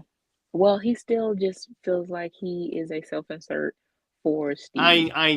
I know, and I'm like, if you were saying like maybe Rick Flag because he's attached to Argus, maybe, but still, but it's like yeah, it doesn't really work. So honestly, at this point, again, I just absolutely adore that these books keep coming out the same day that Absolute Wonder Woman comes out. And isn't it this issue we're supposed to get Absolute Ferdinand? Not yet. This is the oh, well, actually, Absolute Wonder Woman comes out the week after, Oh, but okay. this is the two-parter where um I think what Diana is with Hades though. So I Okay, don't think still, it's pretty cool. But anyway, but the point is with this, the yesterday on CLD, one of the things that like Robert said is that what if that adding Batman is their way of trying to improve sales? And I'm no. like, it's not. But let's take that assertion as real for just for the sake of discussion. Let's say it doesn't work because if Batman can't save your series, I think it's time for a new creative direction. Not only that, but if okay, first of all, Batman should not be n- not in that sense of not being in a Wonder Woman book, in that sense of like they can't be friends, not like that. But he's not important to her world, and especially because their worlds are so vastly different. I mean, what March did, he wanted a darker story to fit Batman, you know, and the fact that the tone shift is so drastic, to make Wonder Woman fit in a Batman centered, perspective, that shows how they're just so different and disconnected. But with Superman and Wonder Woman, you can have them in each other's book and nothing changes. They are set in the same tone. They they have that connection. Um, and with King saying that the definitive run for Wonder Woman is Perez, again, why are you centering Why are you it? trying to refute it then? Yeah, he's trying to refute everything that Perez established. Perez established that even if they aren't romantically linked, Clark is still Diana's best friend. But yet, Clark is very distant from her. Even if she does bring him up as a comparison or whatever, they don't feel like best friends. And you still have They're not mostly even friends, really. See, here's the thing. right. People think because of Justice League Unlimited that they're friends. They're really not. And that's Yeah, the thing about it. By the way, Enzo brings up a good point. DC rejected Jeremy Adams' pitch, but here's the thing. They rejected it because it's the optics of a man writing Wonder Woman. But here's the thing. Since they gave it to King, I think that maybe they could give Adams the book. And trust me, if there's one person that could fix all this BS, it's Jeremy Adams. right.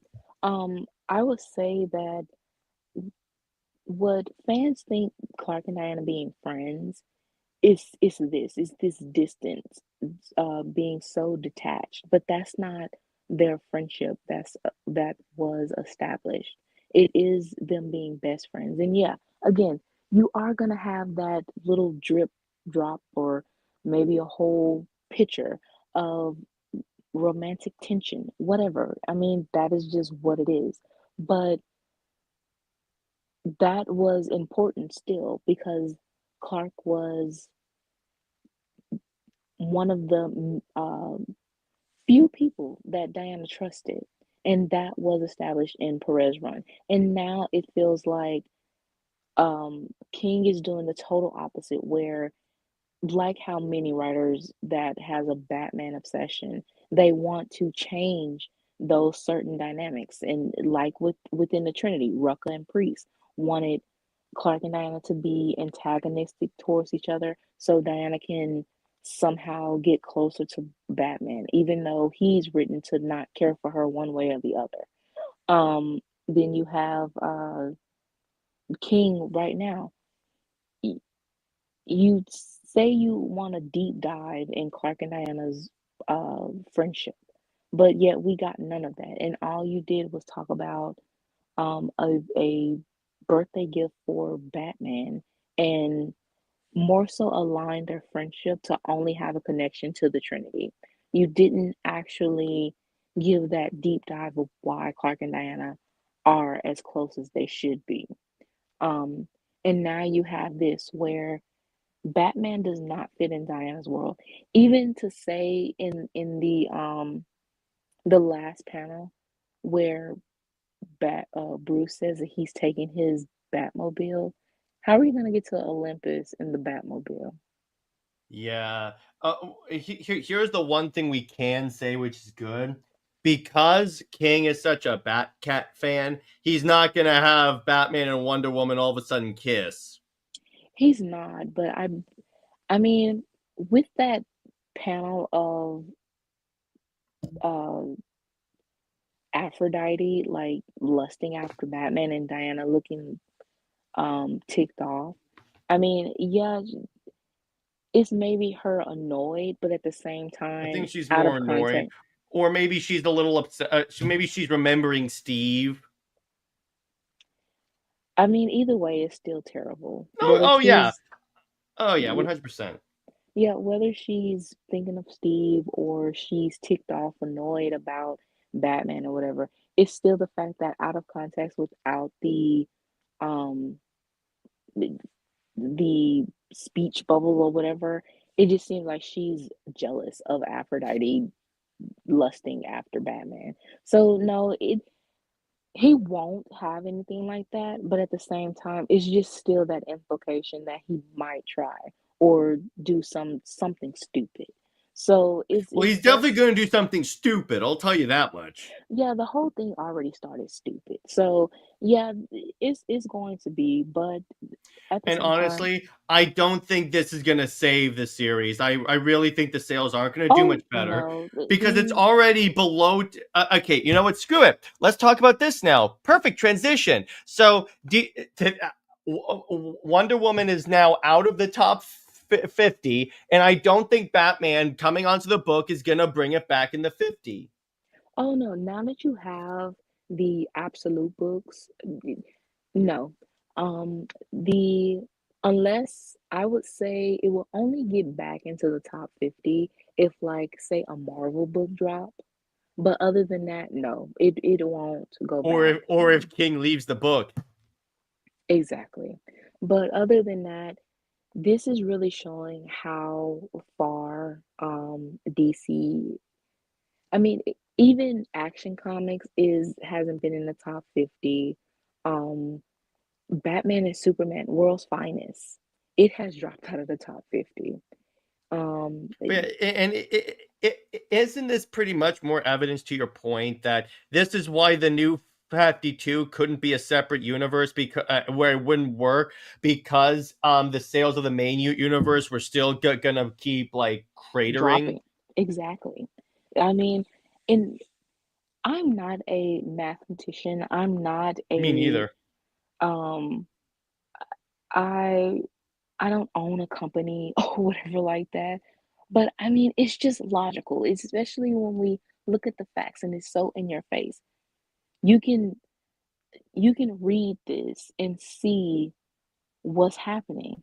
The absolute universe is giving people a fresh start, is giving people fresh stories, a fresh perspective, while the main line is so stagnant. And even though they're saying how it's all in and these new status quo or whatever, it's still very stagnant. It's not anything, it's very overhyped, Hmm. and it's something that even the art, it's just the art, Dan Moore's art is fine, but at the same time, he's doing so much that They even everything announced he's looks doing another Batman series. yeah, it's like everything is so much the same. It doesn't feel unique. It doesn't feel like anything can stand out because everything looks like it's the same and coming from the same book. So it's like, what else do you have to offer? And the fact that Jim Lee and the other editors said that they are working on to give more like fresh perspective or try to make better stories, and yet your stories still come And out yet you the still have same. Tom King on Wonder Woman. It's very yeah, it's like you're on your last wheel. And yeah, Scott Snyder, he's hype, he's trying to hype up the main line and everything like that. But honestly, it's only the absolute universe, and I would say that it, honestly, we have to wait until the second year in to see if it actually has that staying power, you know, Yeah, for the because absolute PP because again, it could have a good start, but then it just craters later. exactly. So we can't just say, oh, the absolute universe is just this total success. No, you have to wait until at least year two to make sure that it is a stable, you know, um, reliable line. Scott, he has that luxury because first of all, it's Batman. Second, is Batman on steroids, and it's Frank Miller's Batman on steroids, where he's doing this over top, Michael Bay type, very teenage mindset type thing with Batman, bombastic and everything. So he is going to have like the top book because that is what teenage boys, they enjoy that type of brutality and um Like absolute Batman, legit in last month's issue, punted a kid off like literally like he was a football, punted a kid off a boat. Yeah, and he also stabbed some skeleton Black men Mass. That's absolute in the Black Mass. Yeah, he eye. stabbed him in his little head spikes. Or when he flexed and he like stabbed someone that was on his back. I'm like, yeah, this Yeah, Batman so kills people. yeah, so I mean, a this is the dream of a teenage boy, like that's into shooting uh birds with BB guns or something like that. You know, that's what this is. Oh So, my of god, I course, love that. it is going to sell. Everything else, again, it might fall. We don't know until year two. But the main issue is your main line is flopping. Um, it said Mark Waid is supposedly the architect of the main line for DC. But he's sharing the title with Williamson still, and Snyder just with the all-in, absolute verse, and then whatever Wade is doing with JLU.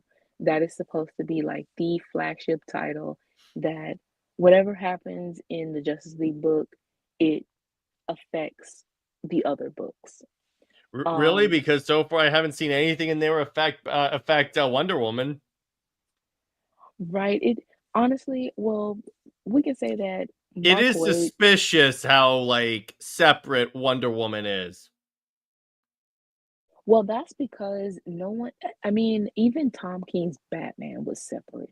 Everything that King writes is separate from anything, Hmm. from everything. I think that could be part like intention because that way they can say just let him do his story and then at the end we can determine what we want to keep. Exactly. But what Mark Waid said, first of all, in the Summer of Superman in this special, he says that 2 decades has passed, and it's 2 decades has passed since Clark was 16 and became Superboy. So technically, Superman is 36 years old with a 20-year-old son. And then you have World's Finest that is set in the time period of just 5 years ago, which again does not make sense. I thought it was Because, farther back. yeah, that's what everybody did think until Mark Waid confirmed that it's only 5 years ago. That doesn't make a lot of sense. So that means that You have any idea how everything, much has to happen in 5 years to get to the main unit to the main time?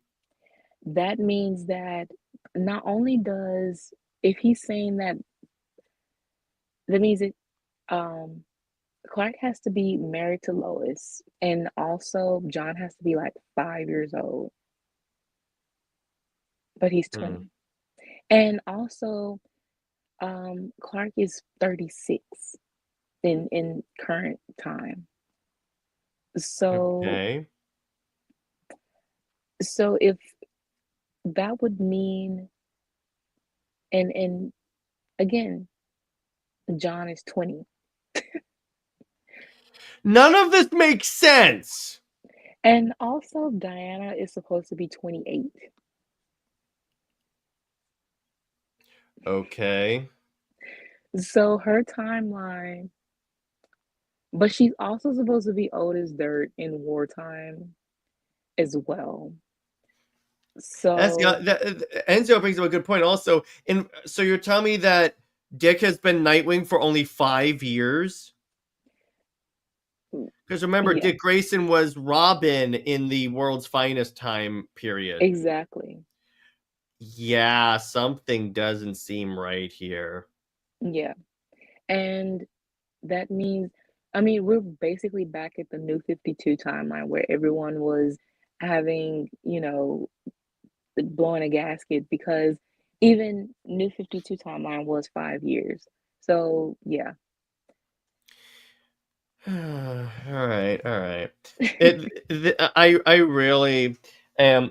First off, so let's make predictions. So obviously, Brit, do you think that King's Wonder Woman is leaving the is getting back in there?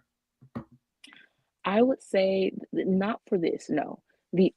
Like I said, the only thing that will make it like go back is, well, we will have to look at the other books Mm-hmm. and see, are they number ones, and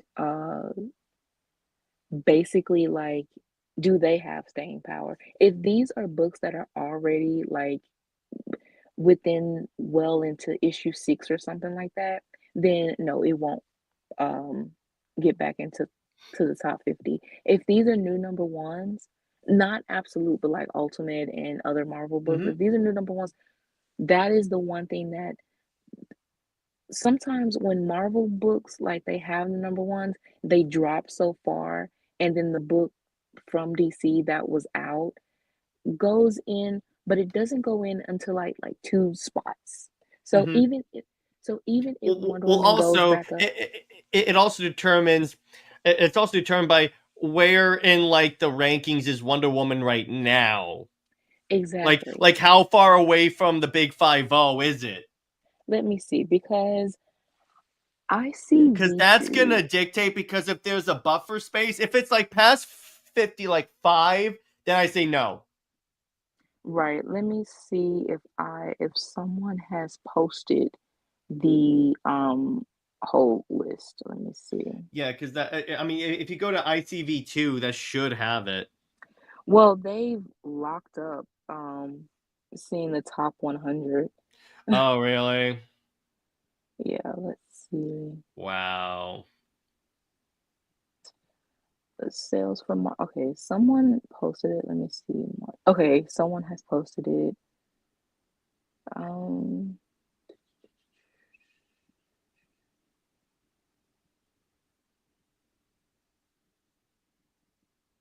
oh wow, wait a minute. Wonder Woman 19 dropped to rank 82. Wait, what? What? Wait, Send me that hold, screenshot. Send me that hold screenshot. on, hold on. I'm sending you.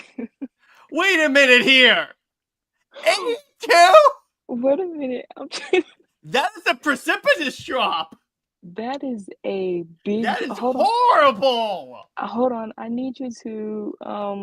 I'm looking on mobile, so I can't really see the. I'll pull it up on the computer. But send me the Okay, link. Send me the link. I sent it to Twitter. Oh my god. If this is true. Oh my god. All right, so let's see. God, All right, dog. so let me see. If that's true, that is a cratering drop, like severely bad. All right, so let me see here. Wow. All right, so DC Comics top 10 historic. Okay, there you go. All right, so here are the sales. In the top 10 is like Batman, 11 to 25. Oh my god. I gotta tell Robert this because that is a precipitous drop. Oh my God. I did not expect that. Like, I, wow. That is a. I'm sorry. I thought it was still in the 50s. I didn't expect that. I mean, 82. Oh my god. for we will Oh. the wow. And here's the thing. If it keeps going, now here is the key thing about this, because Robert and I have talked about this. They're not gonna like take action unless it like severely drops. And I'm starting to see a severe drop from 50 to from 50 like 4 or 5 to 82. Wow. This is what I'm saying. What's so terrible is that Superman 24 is at 61, and that is supposed to be like, this is your big, basically these books are at their big finale, or I'm type, thing. And sorry. for I'm so happy right now. um Batman and Superman World's Finest is at 37. I mean, issue 37 being at 73 is very low. Brit, Um, post this in the King of Wonder Woman group chat now. okay. Spread the word. Spread the word. Secret Six, number one at 90. That is kind of wow. These books are Action Comics 1084 is rank 109. Wow. Uh, I'm, I'm sorry. I'm just recovering from finding that out. I didn't expect it to be that low. So Like, honestly, that says that yeah, DC's main line has severely dropped because now fans are so invested in the absolute line. And that's what I've been saying is that if New 52 was separate from post crisis, it would have cratered like this and they would not have those it wouldn't be a balance. oh my god. Yeah, I know, but oh my god. 82. Like, oh my god. Wow. That is that's quite a difference. Yeah, That is that is quite a difference. Like that is like severely like that is horrible. Like I got news for you. Well, it's like again, Robert and I have said, now I don't want to get people's hopes up, but here's the thing. Robert and I have said that DC's not going to take like severe action unless it like precipitously drops. And I think the drop is starting, Brit. Like um, that that that is bad. That it I think we're finally starting the drop that will get King kicked off the book. I mean that is a very steep drop. That is I don't think um to have that big of a drop, that is a lot. So, yeah. Yeah, that is very interesting. I did not expect that. I knew that someone would have posted the that we will probably see it next week and that you were saying, okay, maybe it's at 52 or 55. Yeah, But I was like somewhere in there. If ever I expected a placing, maybe 60, 82. I mean, that is wow. That is the severe dropping that I think DC, because if Batman doesn't save it after this, yeah, that Mouse Man story isn't lasting as long as you thought it was. It was kind of funny. So Samper like posted, "Hey, I just got my copy of Volume 3 of our Wonder Woman run, and we look forward to many more volumes." And I go, "Oh, that's adorable. You really think you're getting more? Isn't that cute? Maybe you should have attached your wagon to a more competent writer." And by Yeah. Zed, it's not going to get canceled. But if it keeps dropping like this severe, that is when they kick him off the book. And this is why, Oh, and Brit, honestly, if it cancels, I'm going to do a tweet and I'm going to tag Tom King and I'm going to say, "Oh, you mean you're not going to get 100 issues? Oh, that's so sad." And this is going to be me posting the most sarcastic gif I can. there is a rumor that they will be relaunching, different books slowly for the That's what main my line. friend Jim said from Weird Science, and I trust Jim. He said like a lot of books are going to be relaunching, particularly in September. Yeah, so I wouldn't be surprised if they have like If this keeps um up like this, yeah, he's done. He is done. I would say that a Wonder Woman relaunch will probably be in 2027 only because they will probably give um they wouldn't just cut off the the run as an odd number, but I would say 30 to 50.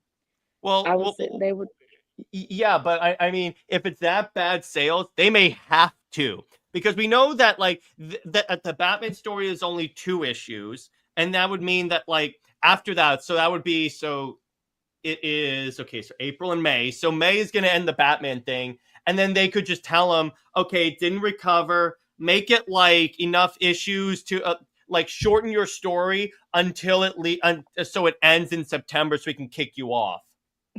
So we can kick you off. Yeah, Uh, exactly. And then what I would do is if I were DC, I would post a GIF that's literally a cartoon thing of like a door opening and someone kicking him through a door. Yeah, honestly, with that precipitous a drop, yeah, this one is not lasting. This run is 100% not lasting. yeah, and also just the fact I'm just still kind of like, wow, 82. That's 82 from mm, 55 to 8 from like in the 50s to 82. Oh my god, that is horrible. but that also shows how even Trinity, like I doubt she if Now Secret wait. Six, We have to wait because I don't want people celebrating yet. Wait until we have to see if the other one, if the next issue, if like the next couple of issues don't like get it back up there. Because if the next issues don't look like they're recovering, or in fact it goes down, like let me put it this way: if this run passes 100, then I think it's done. honestly, I really don't think that. I mean, even the main Batman book was so low until they are now doing Hush 2. So I don't think that and remember even with Liam Sharp having the Brave and the Bold Batman and Wonder Woman story, how that sold, he thought that that was going to be like a top 10 and that sold terribly. So Yeah, so it's I'm almost saying like that, Wonder Bat is BS. yeah, so honestly, I would say that this whole Wonder Woman and Batman team up thing is not something that has that backing. It doesn't have that support. Um, and I mean, it's not like with Wonder Woman and Superman. Even though there are people raging about their relationship, again, whether it's platonic or have a little bit of romance in it, it's still more acceptable. And it still has that backing that both Superman and Wonder Woman fans that we like, you know, at least a friendship or something like that to support. Batman fans do not support Wonder Woman. So you are not going to get that backing. And Wonder Woman fans obviously do not like Batman, you know, in that Showing up sense. in a Wonder Woman book that's been worshiping Batman. Exactly. So yeah, it's definitely going to have that probably another drop. Um yeah, for your finale of your Wonder Woman Dusty Joker thing, to have it drop that far, that says a lot. And again, like I said, I keep reiterating, the absolute universe it is overshadowing the main line. And this is why they could not have two separate lines. They didn't have time, they didn't have the money. If you were to have two separate lines back in 2010, yeah, they would be in worse um pretty much in worse debt. Because trying to support a an already failing line with the new one. And yes, the new one was able to give that counterbalance to what they lost, but at the same time, it still had to even do a little bit more to support the still lagging line. So, that is why they couldn't do it. And we are seeing it.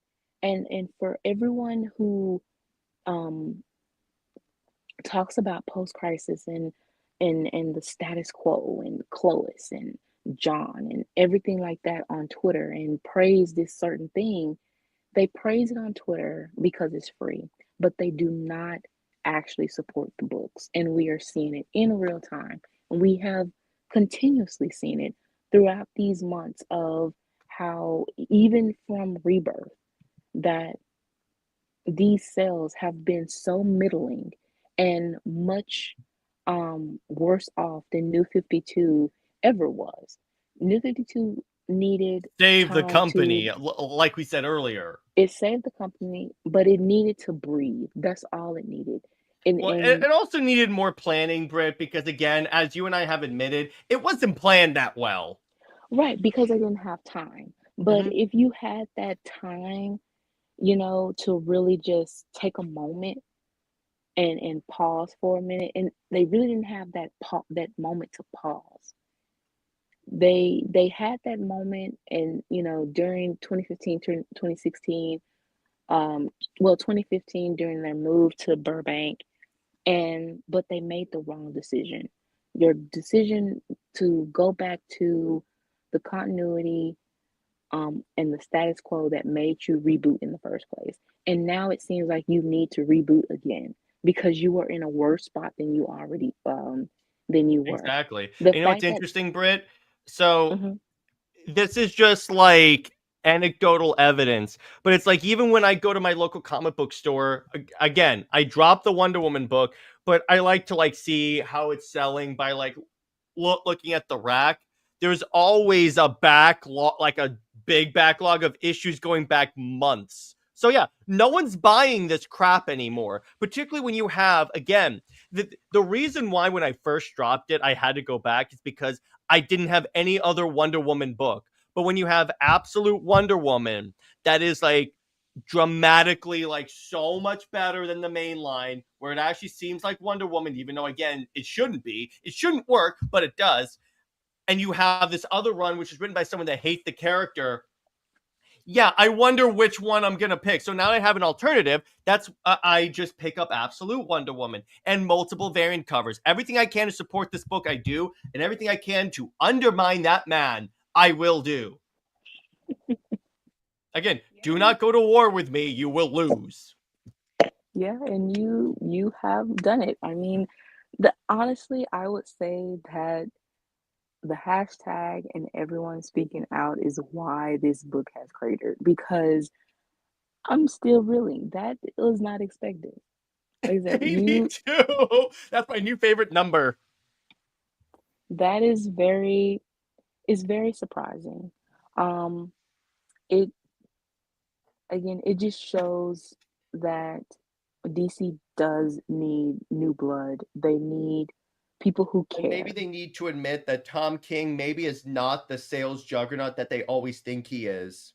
Right. By the way, I just want to say Luffy and Zed are having a fantastic reaction where they're talking about how like um the death of Lois Lane could boost Superman sales, how the death could make Superman the number one book. Just kill her off, DC. You know it's right. Yes, thank you. Wonder Woman and Superman together would get an insane reaction. Yes, it would. Batman fans only care about a Wonder Bat because it serves the. Well, here's the other thing. Anyone that thinks that Wonder Bat is the ship does so because they watch the King, because they watch the Timverse. That's the only reason why. Where when you and it's funny, Comic Historian told me the same thing. When I was talking to him, he said that like, yeah, I used to think that like Batman and Wonder Woman were always together because that's the way they were in the animated show. Luckily, that's not true. But I'm just like, that is why. That's how you know. Tell me you only watch the cartoons and don't read the comics. I think I understand that. And then Luffy says Lois dying could really boost Superman sales. In fact, it could save his entire franchise. Again, I've said this many times. I will never regret the fact that I've created. This is me. I created the anti Lois train on the internet, and you know what? I love it. It's like everything. I'm just like. It's like, it's kind of funny. You are doing something right when the Clois fandom is sending you hate. You are doing something right. I'm like, yes, yes, give it to me. I'm like Parasite. I absorb it all. Yeah, that's true. We need an entire 80-page special to dedicate to it. Yeah, an entire 80-page special, and every like 10 pages is a new way that she could die, kind of like in that Tom King Superman I was book. just Let's do about to that. say that. I was just about to say Tom King already wrote that. No, what we need is Oh wait, a how do you 80 think page. Lois should die? That's a good question. Now if you're going for like pettiness, you could do the Dick Grayson trips on a rock and falls idea. There is that. That's an option. Or you could have my personal favorite, Superman fails to save her and doesn't turn into Injustice. And then he looks at the camera and says, "Screw you, Tom Taylor." I don't know how he would know who Tom Taylor is, but screw it. Oh, and Lord Zed says, my idea is for her to get pushed off a cliff or get killed by debris. What's yours? So the way that you could also do it is, so they did this really cool, like, way to do it in the tie-ins for DC Universe Online, where Clark's powers go haywire and he heat visions her. Oh, and doesn't turn into evil Superman. Oh my goodness. Because what had happened is, I think Brainiac screwed with Lois, and then her like aura was setting off his powers. But Britt, I want to ask you this: how would you kill Lois? I Oh, mean, and by the way, any law enforcement watching this, we're talking about a fictional character. We're not talking about a real person. Britt, go. honestly, just let her fall. Just let She her trips. fall. No, she's running in heels, and she like cranks her Oh, ankle so and like one of falls. those, so basically like one of those cheap horror films where the woman is like unreasonably running in heels and she trips out uh basically off air, and then the killer basically catches up even though he was miles away. Yeah, something like that. Yeah, exactly. I like that. That would actually work. That'd Oh be my really God. fun. That'd be really fun. A black hole swallows Lois and John, and Superman is back with no issues or baggage. Yeah, that works too. That works A black wonderfully. hole into the center of the sun. That is funny. And because John is half human, he doesn't have the protection to being in the center of the sun. Wow. That is That's all you do. wow. Oh, better yet, General Zod comes back and wants his powers back. So he incapacitates Superman and then kills Lois in front of him. Or he takes Lois as his wife, and you can have So she Zoe. literally becomes Zois. Yes. No, here's what you do, because you can make this super meta. You make it so Lois was actually a Kryptonian agent sent to Earth the entire time, and her mission was to kill Superman.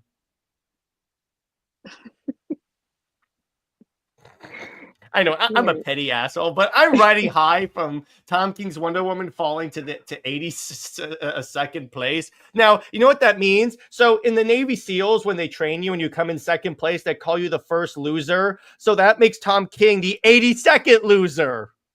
Oh my goodness. This is Yeah. funny. Yeah, there you go. He's the 82nd loser. So, it's kind of funny.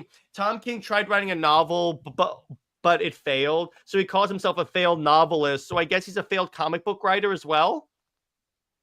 I mean, he's failed a lot and failed upward. And if the DCU flops, he'll be a failed showrunner. True.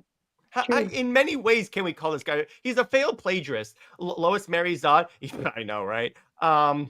We need Lois to be revealed to be a demon. Again, I just love this. How creative it is. That should be a stream where we all talk about how the many ways to kill Lois. Jared. You should ask Robert how he would kill Lois.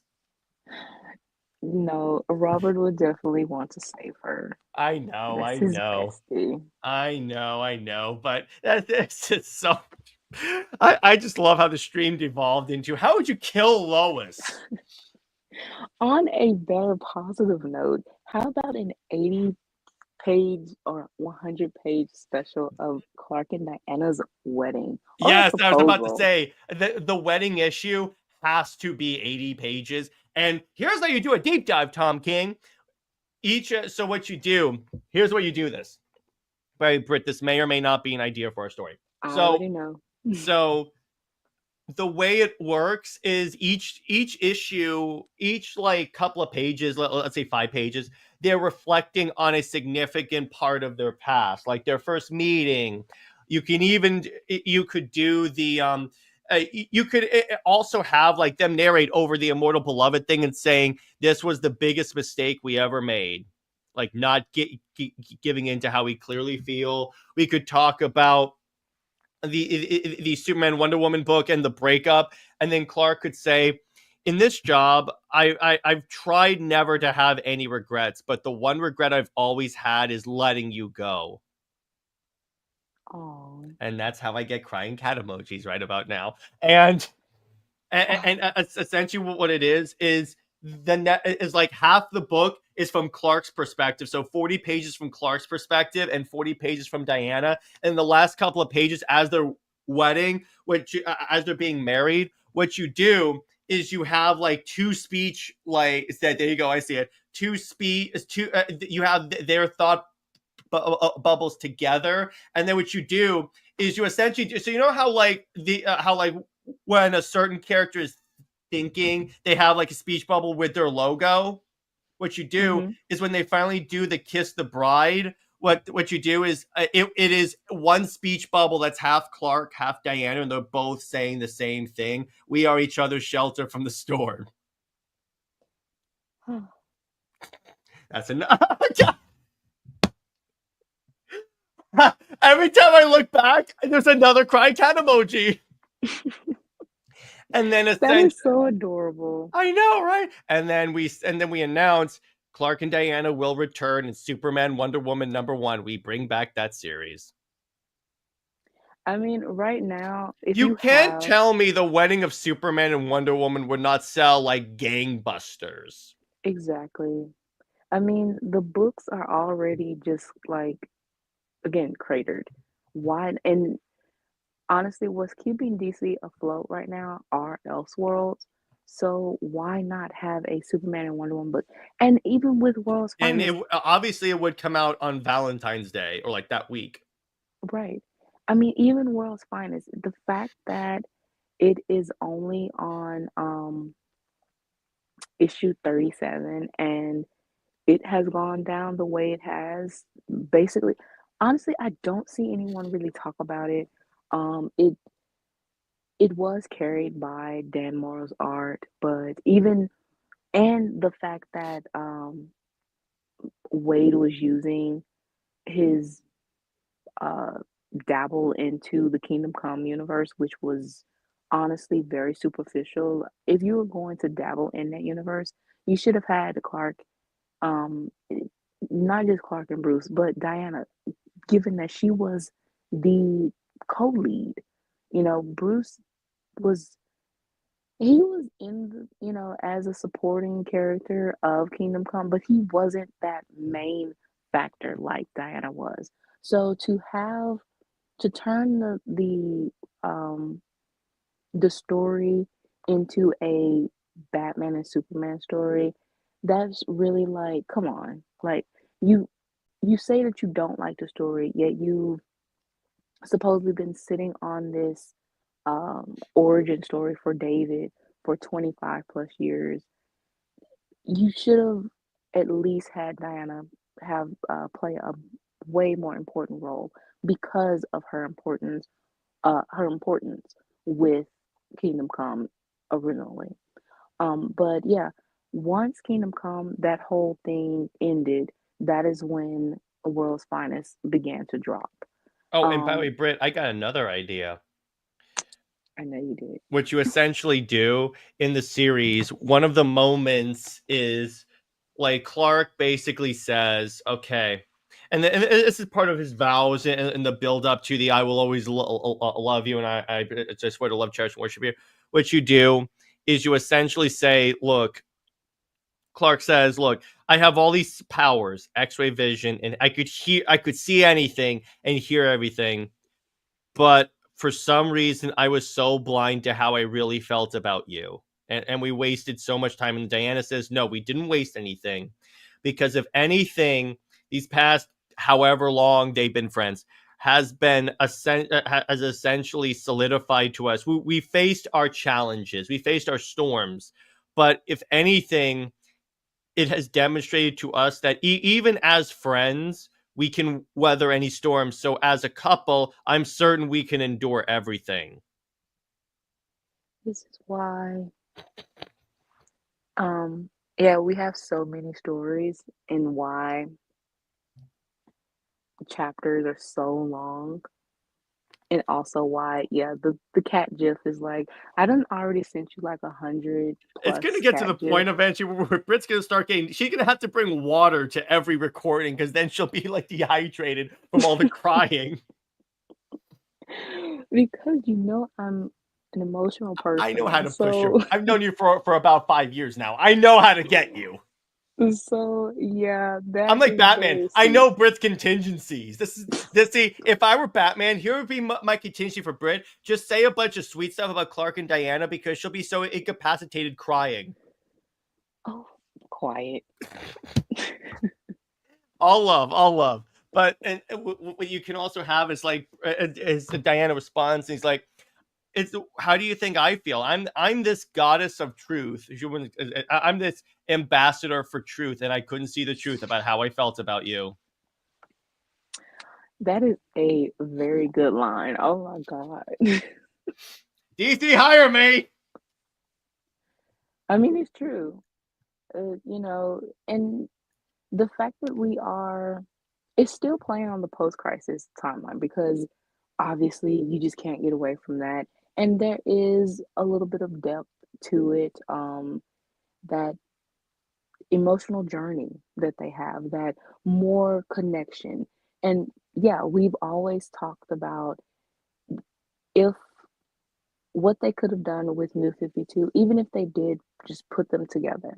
They volume 2 honestly should have been like a um flashback filler type thing, to show how New 52 Clark and Diana got together a little bit more, how within those 5 years that, yeah, they didn't really know each other, but at least they still just fill in the blanks of them working together from time to time. And they kind of had that hint of flirtation or that hint of, I, would like for you to be a friend of mine or something, really opening up that trust and then going on to having where their first kiss had a little bit more meaning to it. Yes, it had Mm-hmm. meaning with them having that talk, um, about their loneliness and about how they understand each other's feelings. But we still needed to establish that they still had this trust and they have been working together just platonically for those 5 years that they skipped over. And So, then, mhm, by the way, another idea. So, the four people that will give toast at the wedding: Barry Allen, because he's always shipped those two together; true. Carol Ferris, because she said, well, actually, hang on. I need to look this up real quick. Hang on. Star Sapphire Oath. Because here's why. There's a very specific reason why I'm doing this. Okay, here we go. Here we go. So this is why. Because Carol essentially says, she says a nice toast about love and like embracing everything, and then she says, I guess with Clark and Diana, love really does conquer all, because that's part of the Star Sapphire Oath, which is, for hearts long lost and full of fright, for those alone in blackest night, accept our ring and join our fight. Love conquers all with violet light. Aw, that's so sweet. Yeah, exactly. And then you have Kara speaking, and Kara's like, honestly, I thought you two were together already when you guys were arguing like a married couple when I first showed up on Themyscira. That's such, I just love, they are arguing like a married couple. And then Batman Yes. just walks up and goes, I knew it, and just walks off. That's all he says. He's like, I knew it. And then Diana's crying. That's the nicest thing Bruce has ever said to us. And then you essentially have and then Hippolyta says an oath and says, Diana, I have always been proud of you with everything you do as Wonder Woman and as an ambassador, but I am all the more proud of you for uniting man's world and the Amazons. Because it's kind of like in like medieval times where like two kingdoms would like be bound through marriage, and then essentially uh it's essentially the same concept. All right, Cameron says, "Please have Billy do a toast and say I effing called to pay up." Yes, yes. Everyone starts paying each other like they all had a bet, and then Hal said, and then Clark turns to Hal and Arthur who have their own bet, and then I go, "Really, guys?" And then Arthur says, "Well, he bet. Well, no, our bet was how long it would take you to actually figure out what was behind you two." And by the way, I love these guys. Satan would be Lois's best friend. Lois would Oh love my Satan. God.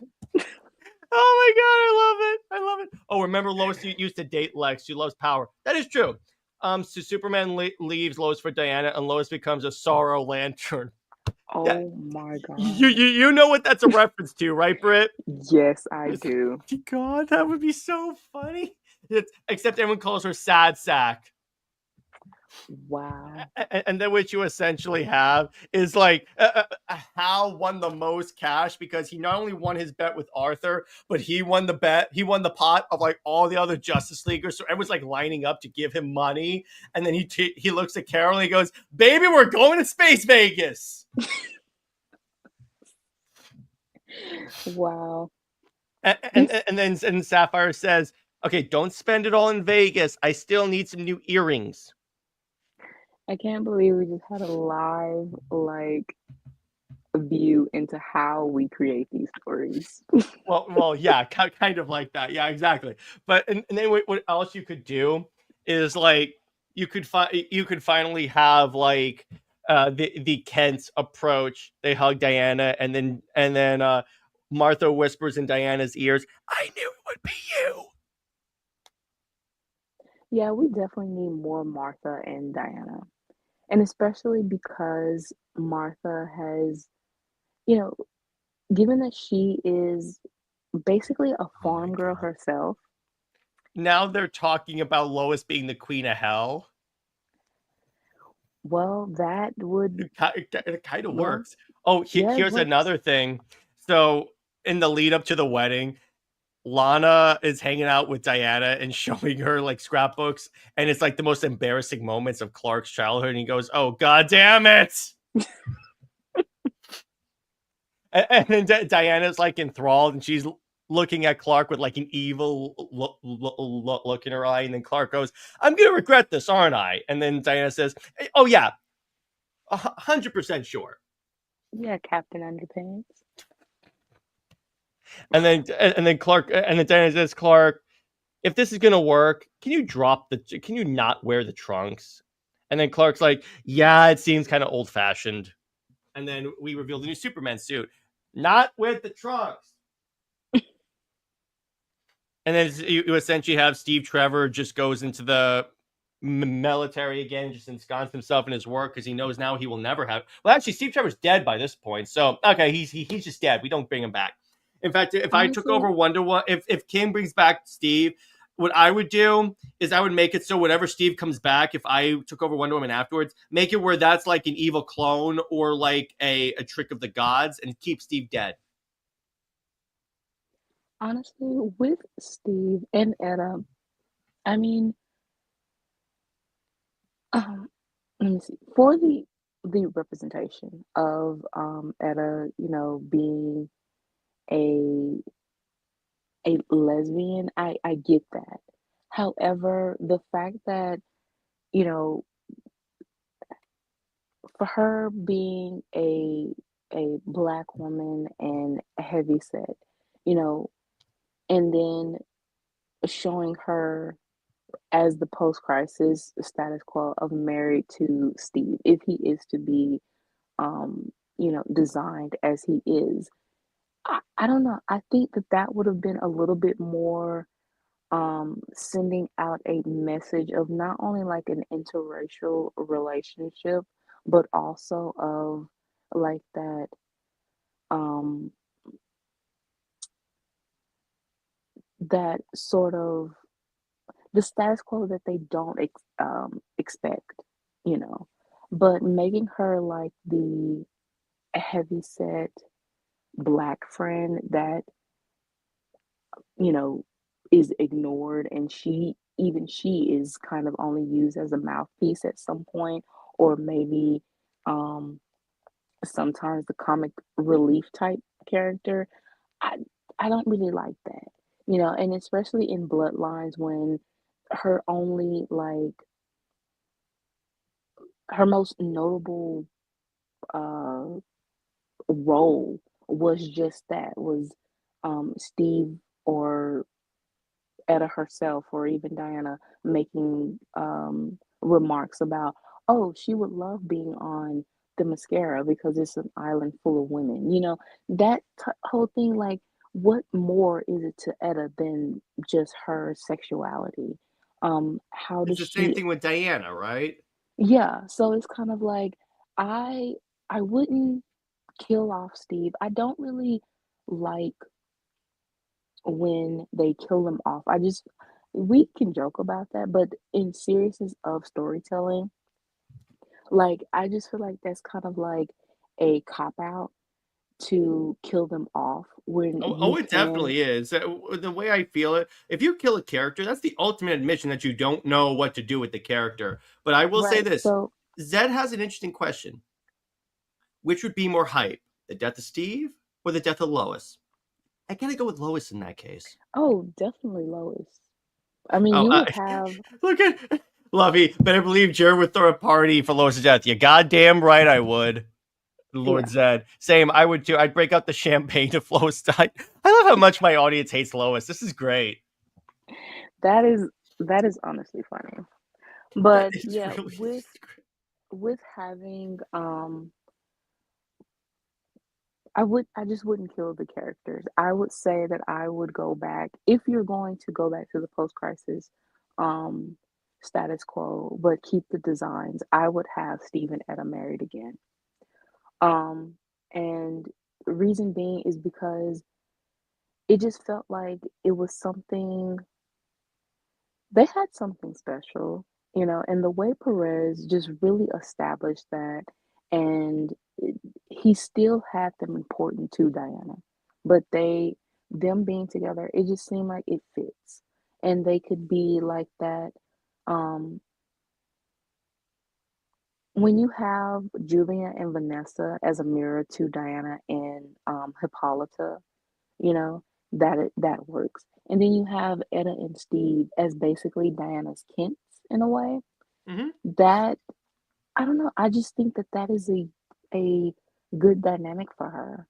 Um, and it doesn't just bound her to a love interest. It more so just bounds her to the family dynamic as a whole and friendships, and then that mirrored mother and daughter uh dynamic that really, you know, rounds out her story. I just don't like that um King, how he has tried to force Steve to be that center of Diana's universe, the center of her story, her purpose, and everything like that. No, Perez did right, and I just feel like that needs to go back to that. Let And by the way, Britt and I are gonna do an episode where we deep dive on how awesome the Perez run of Wonder Woman is. right, because honestly, that run needs more love. It already gets love. It is set as the golden standard, but we need to push it more because it feels like what DC is trying to do is overshadow the run though. Like they aren't trying to give it the credit that it deserves. And honestly, I think most of it is because first of all the dynamics, you know, with them trying to push Steve as the love interest, that is a big contradiction. Is that Wonder Woman's most like beloved and the most successful run is Steve not as a love interest. I know, isn't that Um, kind of funny? By the way, Luffy's kind of calling you out, Britt. I know Britt wants to be nice, but she's far too lenient. Have you met Britt? I'm sorry, but after all this crap writing, now these characters gotta go. I love that. I'm like, have you met Brit? If No, there's one thing with DC that she is not, it's lenient. no, I'm not. I'm telling you that with DC's decisions, I'm definitely, I yeah. I mean, for the stream sake, I have to keep it very By PG. the way, guess what? This is now the longest episode of SuperWonder Legacy we've ever had at 4 hours. We finally hit it. I And knew you we were gonna guys hit it. stuck with us the entire time. We admire your Yes, dedication. dedication. Thank you. But I think it's time we wrap this up. What do you think, Britt? Yes, All right. yes, So we finally reached this milestone. So Britt, what stories do you have to tease us with? a lot. Yeah, exactly. So I do have two one shots that I plan on posting. Of course, Jerry, you read first. Um, whether it is tomorrow, well, it is about to be the next day. So later on in the day or Monday.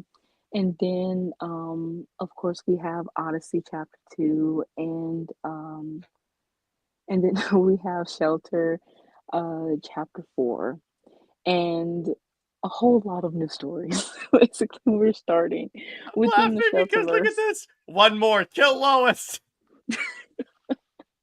I love you guys. This is so great. We might, honestly, Jared, we might have to do a story where we ask Lois just to.